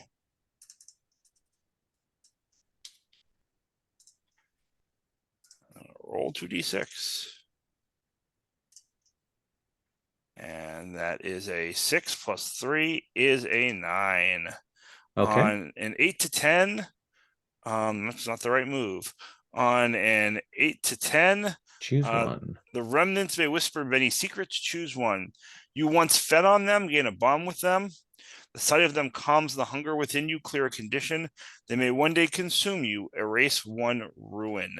I don't want to erase a ruin, and I don't have any conditions. So I guess I fed on them once. Oh. Yeah, back when I was eating. You're the destroyer. Back when I was eating hope. This thing operates by a different nature of physics. I think that you encountered them thousands of years ago in space. while you were on your destructive rampage. Yeah. And the What are you called now, Destroyer of Worlds? you can call me Beelzebub. All right. What brought you here? They're books. So last time, do I know? Okay, so I just want to like what do I remember about them? He is a traveler. Like, I think you cross paths with him doing the same sort of thing in another place, like Mhm. picking up things Mhm. archival wise, putting them in pockets. I think this is very much a complete echo of that past experience. Yeah, like what was the hope that I fed on? Can you tell me that? Do I remember that? I think that the hope there is uh so very prosaic. Sure. The hope of finding what it's looking for. Yeah, I get that. And remind me their name just so I can write that down for the bond. Formless is probably the best way to write that in. Great. There is a picture of him in the NPC tab. Fantastic. Excited to see him. Kind of will turn back to you, Vane. Did you need something else? No, no, that's That's kind of steps forward, and that's a very nice jacket you have. it is.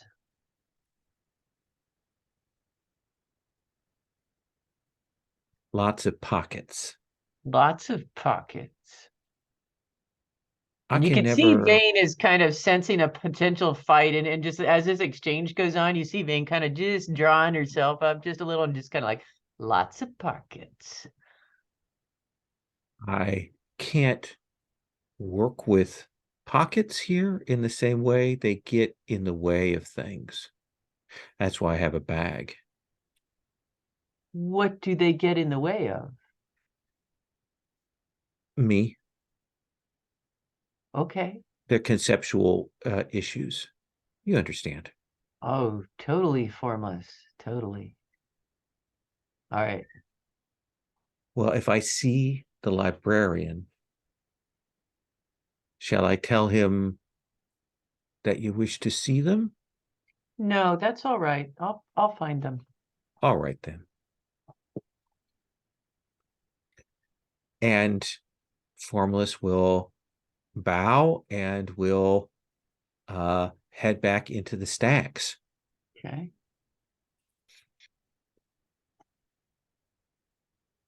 So the group of you will be kind of like, okay.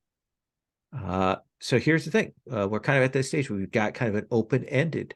Do you want to like search around? Somebody want to search around this area to grasp for keys, or does the group maybe want to explore a little bit deeper and see what we find there? What do you think? Samson, let's start with you. What do you think? So he just headed back off into the stacks, right? Yeah. I think I'm gonna follow him and explore a little bit is what I'm looking to do. Okay. So that feels like you are grasping for keys here. Okay. Okay. How many tokens do you want to spend? I'll spend 3.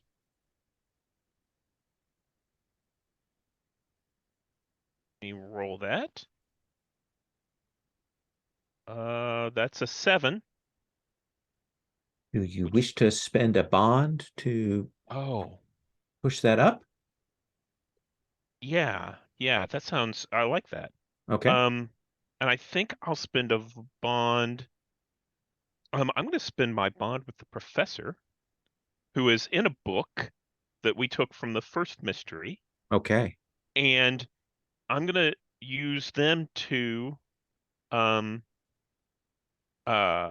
basically try to keep my memory intact and keep track of the direction we're going so that we have breadcrumbs so we don't get lost. Absolutely. I think that you will walk along through here. You can see that out from this portion of the library, this floor, that there are doors, various different shapes that go off in different directions. But you kind of wander through the stacks here, and you will find laying on the floor a division ID badge, old, archaic. There's a photo, but the actual image of the person is been like worn out, scuffed away. There's a name, a number. Those have been kind of deteriorated, but you can see by the coloring and the markings that it is a top secret clearance badge for division. Ooh.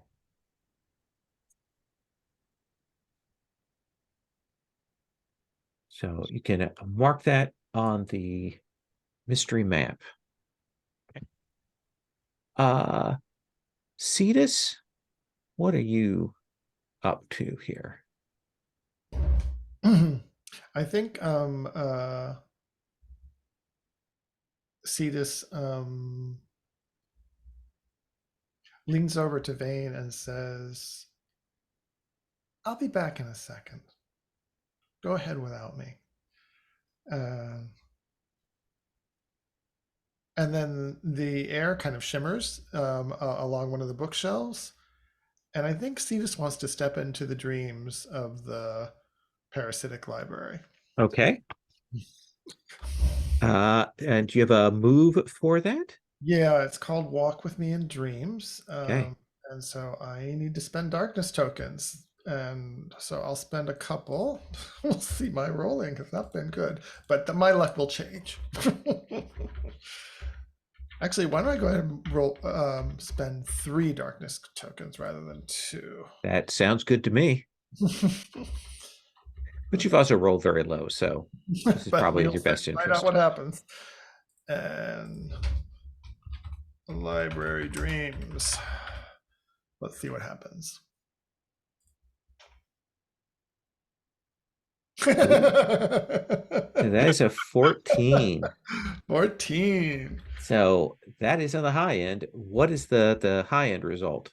So the high end result for that move is on an 11 plus, you come across something disturbing.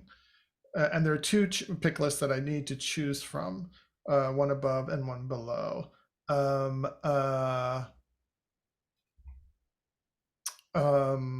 Let's say that the one above, I think I will attempt to, I'll unearth a secret. Okay. And the one below, I'm going to say I'm in the grasp of something horrifying, and I will mark ruin. I think that you will reach out your mind into this place and something will grab onto it. And you will feel this being grab a hold of you and it wriggles. It's like a great coiling insect humanoid shape that grabs onto you in the dream. And you can tell that this thing is part of the library, but it is not of the library. It has been here a long time and it feeds on the library.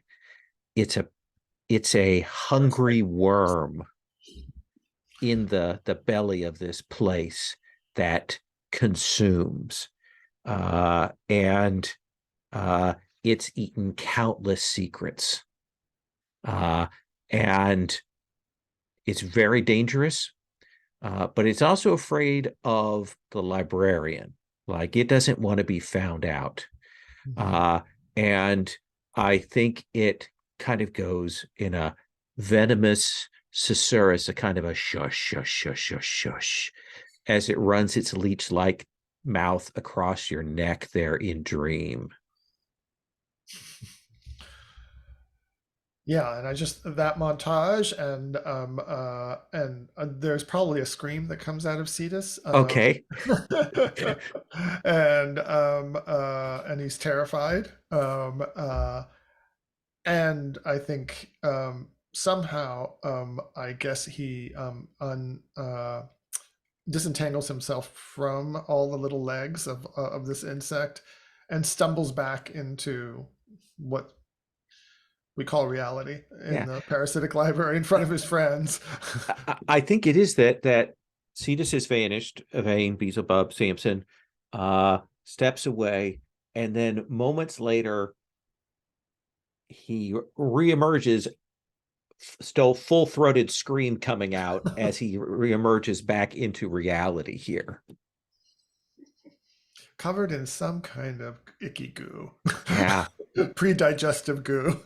Soft, worm-like. It had a cloak it was wearing, but it was horrible. What do you tell them?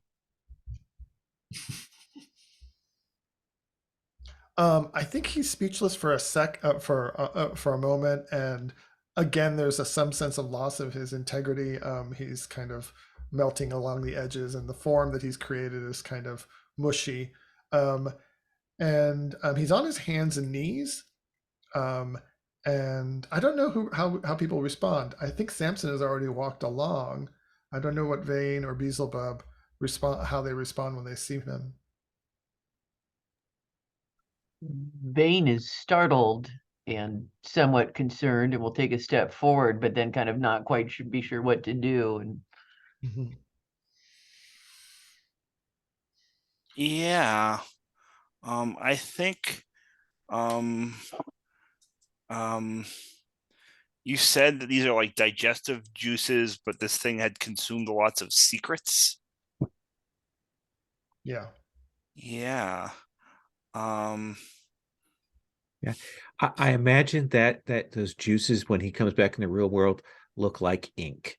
Ink. Like ink. When they roll down onto the floor and bleed out, they actually Letters. bleed out letters on the floor. Yeah. Cool.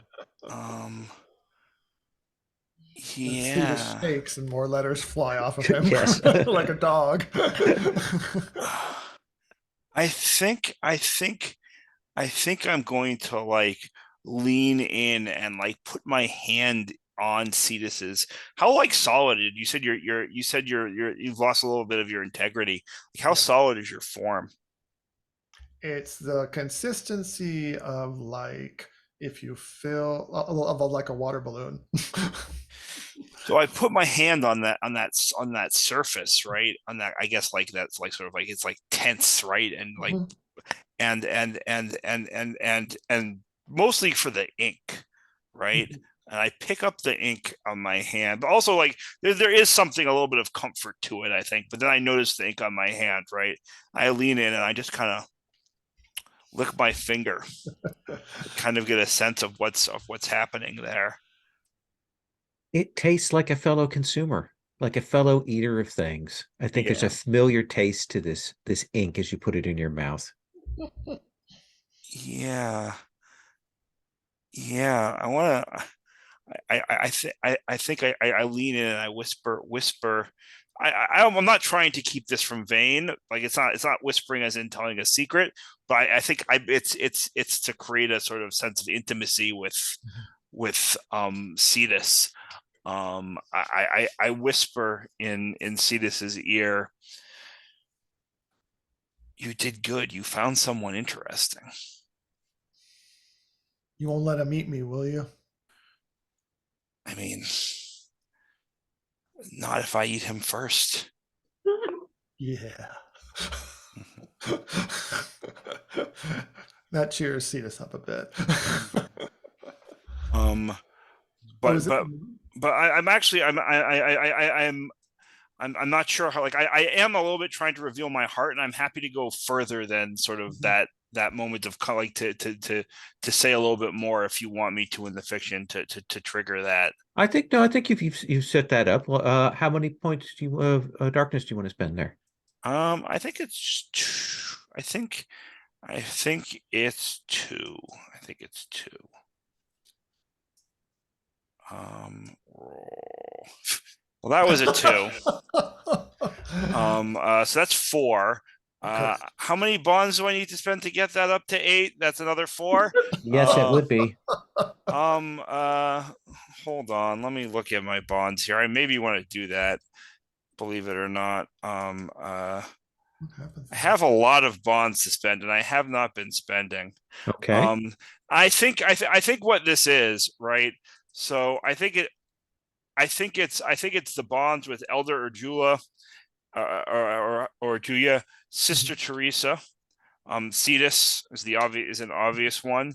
And then one of mine with what the darkness demands. I think what's happening is, right, these, like, I mean, the Cetus one is like, this is a moment in which I'm having this moment with Cetus.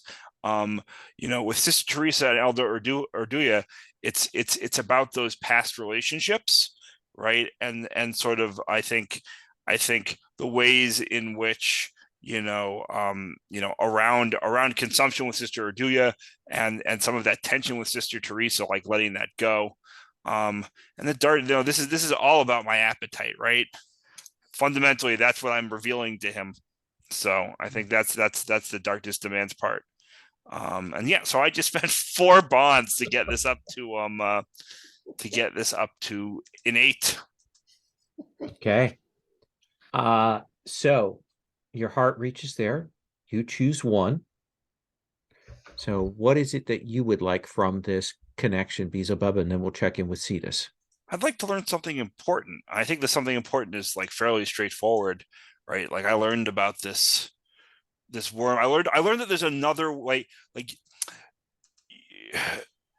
you can get information as well as sustenance from feeding. Okay.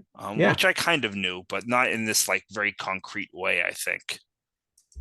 Cetus, do you respond? Do you to this connection here? Yeah, I think I'm going to feel closer to Beelzebub and gain a bond with him, and again, this sense of, like, his strength and his his kind of his calm in this situation. Okay. It gives me a sense of reassurance, and I think we see Cetus kind of regain his shape and his form once again, and reintegrate. What would you like? Wait, did you choose which one you wanted? The bond. The bond. Okay, yeah. So yeah. So we'll have this interaction. Samson's kind of moved on. Vane, let's give you a chance. Do you want to press on, to hunt for things, to grasp for keys, or do you want to do something else? I want to kind of poke through the shelves and see what kind of books these are. Okay. I think that you will find that there is no rhyme or reason to what's here. A lot of them are, like, they look like books, but you open them up and they're records and correspondence and letters. And some of them are memoirs written in a very strange way. And some of them are, like, sketches. They're just a wide variety. Why don't you grasp for keys? Okay. I don't have a box, so I'm going to roll these on the floor. Okay, how many darkness tokens do you want to that's spend? probably a good thing. I'm going to go ahead and spend 3 darkness tokens. Okay. Because I've got a lot.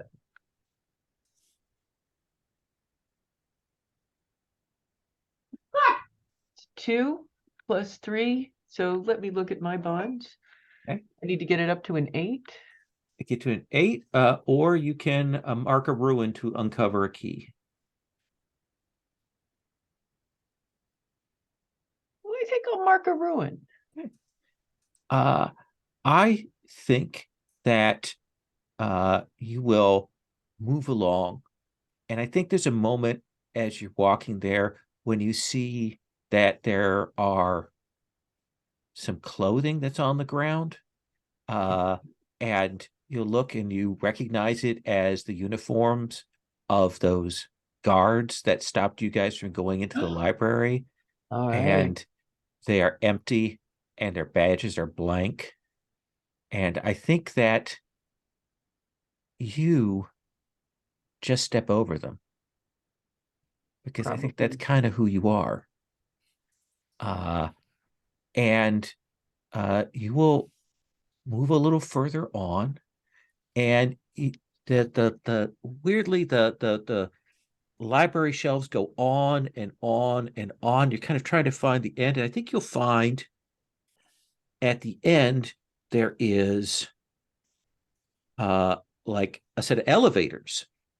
Oh, Like there's a bathroom and there's a set of elevators and there's a water fountain. But you will also see that there is a lean-to that somebody has built here out of books and desks and things like that. And this actually looks like a Robinson Crusoe style encampment. oh, interesting. But what catches your eye is there's this flickering, and you look in and you will see that there is a lantern, like a brilliant lit lantern that is going, that it kind of turns and moves, and there's nothing on the outside of the lantern, but it is casting these shadows. And the shadows are like shadow puppet stories being acted out. And I think that there's a moment when you're kind of watching the weird sort of cutout shadows move, and you see this figure that's moving, and it kind of turns sideways and vanishes, and then it reappears and kind of crouches down, and this other figure comes over to it, and you realize that it's what just happened with Cetus and Beelzebub. Oh, wow. Okay.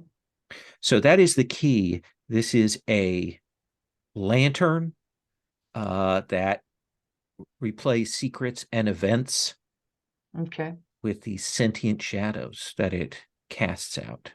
Ooh, well, I'm gonna take that back to the group and go, look.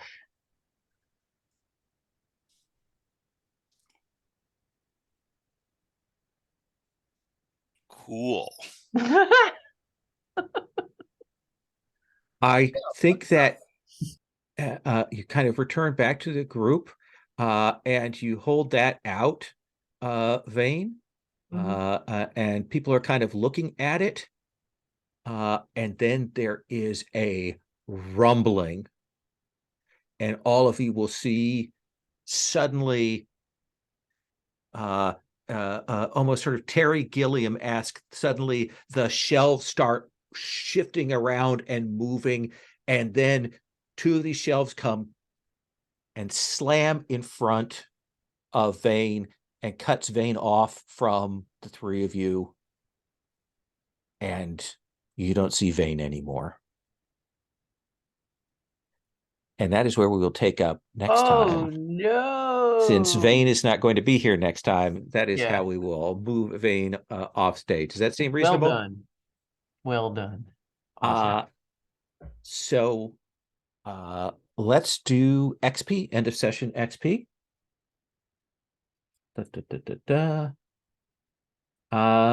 Samson, did we hit your question? Did you find something or someone worth living for?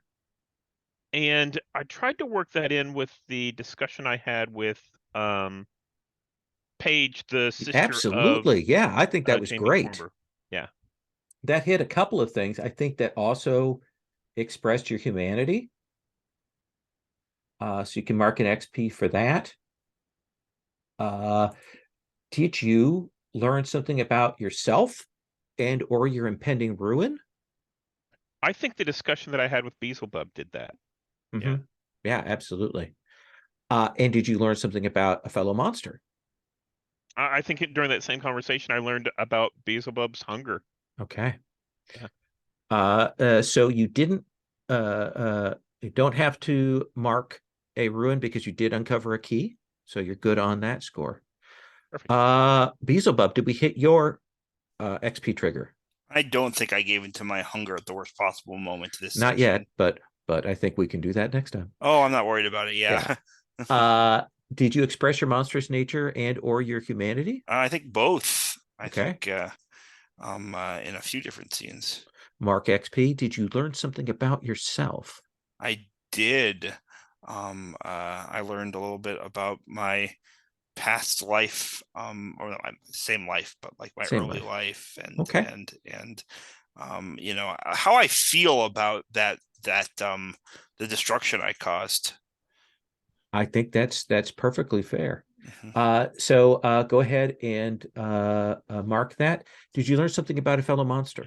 I learned all about Vane's family and their Yeah. home and their brother and all the anger and spite, and Dante maybe got some stuff right. Fair enough. Go ahead, mark XP. Mark one ruin. Yep. Vane, did we hit your XP trigger?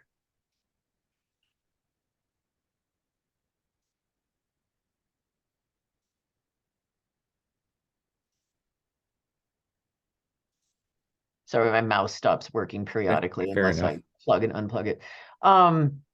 I think actually with that conversation with Beelzebub, I did hit my XP Yeah. trigger. So yes, I think you were wrapping him up, inviting him to come to hell. I think that's that's right. all Come fair. to hell. Uh Have cookies. did you express your monstrous nature and or your Yes. humanity? Yes. Yeah, I think so. Yes. I smashed. Well, I think just arming myself with kerosene to go in a library is, as Jesse pointed out, inhumane and Yes. monstrous. So, yes. Did you learn something significant about yourself and or your impending ruin?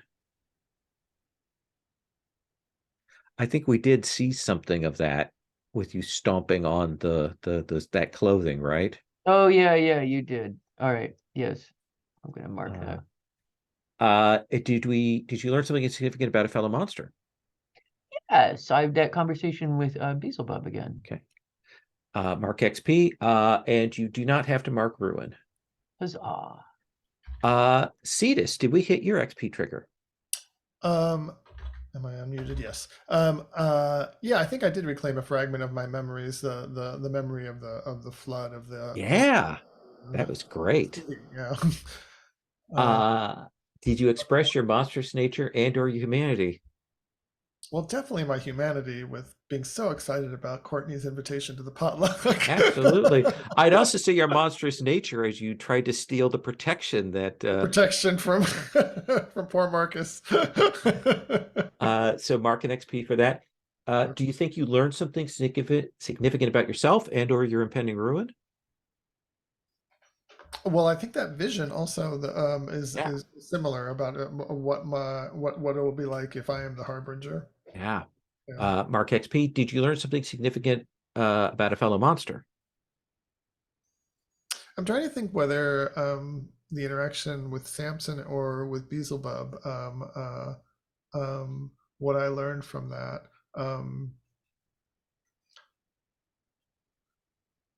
There was something that Beelzebub said about, uh, uh, that even in failure, I can actually help the team. Mm. And that I actually did good, even though I felt traumatized by the Yeah, I experience. think that feels right. Yeah. And mark one ruin. And Mark one ruin, yeah. Okay. Let's do a quick stars and wishes. Let's talk meta. So Kat won't be here next time. Jose will be here for the first hour. Right. So we'll kind of make sure that we get Cetus some more opportunities for that first hour, and then we'll probably play one more hour after that. just so that we don't go too much with with 2 players. But definitely give Beelzebub Samson a chance to get some clues and explore. Here, grasping for keys and exploration are kind of the same thing. There are various characters to encounter in the library and various places to find as you put the pieces together. So Stephen, can I start with you? Stars and Wishes. Yeah. So I really, today's session was really, really good. I liked a lot of the scenes that we had. I felt like this, we had a lot of good interpersonal scenes with Beelzebub and with Cetus that felt really good. Where we had the party. I really liked that. And then we were kind of sucked into this library, this Parasitic Library event, which was really neat. And I really liked some of the, like I said, the interactions I had with the other characters. As far as wishes, can't think of anything specifically. Okay. Yeah. We'll definitely check in and take a look and make sure if there's any of your playbook moves or anything that we haven't hit, we should make sure that we're hitting those. Jesse. I mean, stars to everyone. This was a fun session. I think everyone had like really great character moments. I wanna give Lowell a star for Captain Noonan, who I love to hate. Fun NPC, and also Formless, who I'd like to. If I have a skipping to a wish, I'd like to see a little bit more Formless next session. Okay. Not sure exactly what that looks like, but Formless seems cool. I mean, I just to like spotlight one PC moment that I especially enjoyed with Samson and Cetus in the party with Courtney with a K. I thought that was just like a really, really fun little conversation. I learned a lot about both of your characters in that moment. It was great. Awesome. Vane. I want to second the party being just awesome, and the kind of explaining what a potluck is, and it was just, that was really kind of freaking adorable. I just love that. I also enjoyed the conversation with Beelzebub. Say it for me, Jesse. Beelzebub. I've been pronouncing it Beelzebub. Beelzebub. I don't Okay. know how it's actually. I'm sure the real Beelzebub would have. I mean, I can pronounce the Hebrew that it is based on reasonably well, but the English transliteration is I can't tell you. Fair enough. Beelzebub, Beelzebub, whatever you want. He will answer to pretty much all of it. Awesome. They are not particular, so long as you say it with respect. All right. Well, and I felt like this time, just the kind of description of the clothing and the interaction with Captain Noonan was kind of even more the character coming forward. And kudos to Lowell for the Parasitic Library, because that is just a freaking awesome idea. And I curse you because I now want to write that. And damn you. All right. Yeah. This is actually a scenario by one of Ray's people. And I ran the playtest version of it, and I'm glad to have a chance to run it again because Awesome. He's got some great details and stuff in this one. It's brilliant. Awesome. And I don't think I have any wishes at the moment. Okay. And Cetus. Yeah, stars all around. I had a lot of fun. The dice were not kind to me, but I got to try a lot of my moves, which was a lot of fun, even though I failed at almost all of them. But that's cool. There were interesting failures, and so thank you, Lowell, for the interesting failures. Thank you also, Lowell, for. I actually enjoyed that scene with the captain, between Cetus and the captain. I enjoyed being kind of innocent, but then also kind of assaulting her. Yes. With That was great. Traumatic memory. So, Beelzebub, thank you for coming to my rescue when I was pre-digested. That was awesome. And Samson, yeah, thank you for You knew I didn't know what a potluck was. That was the next question out of my out of my mouth. But you didn't. I didn't even need to ask you. You knew right away that you needed to tell me. So thank you for sharing your insights about humanity with me. And Vane, it feels like we didn't get that much of a chance to interact today, and so I think one of my wishes is to have a bit more of interaction, maybe a personal interaction with Vane next. Well, next time you won't be here. Next time. Yeah, Next time. That seems fair. Awesome. Thank you all. It's always a little bit of a challenge kind of getting into the mystery, especially when kind of as abstract as this, but I'm really looking forward to exploring the space and playing out. I'm going to stop the recording.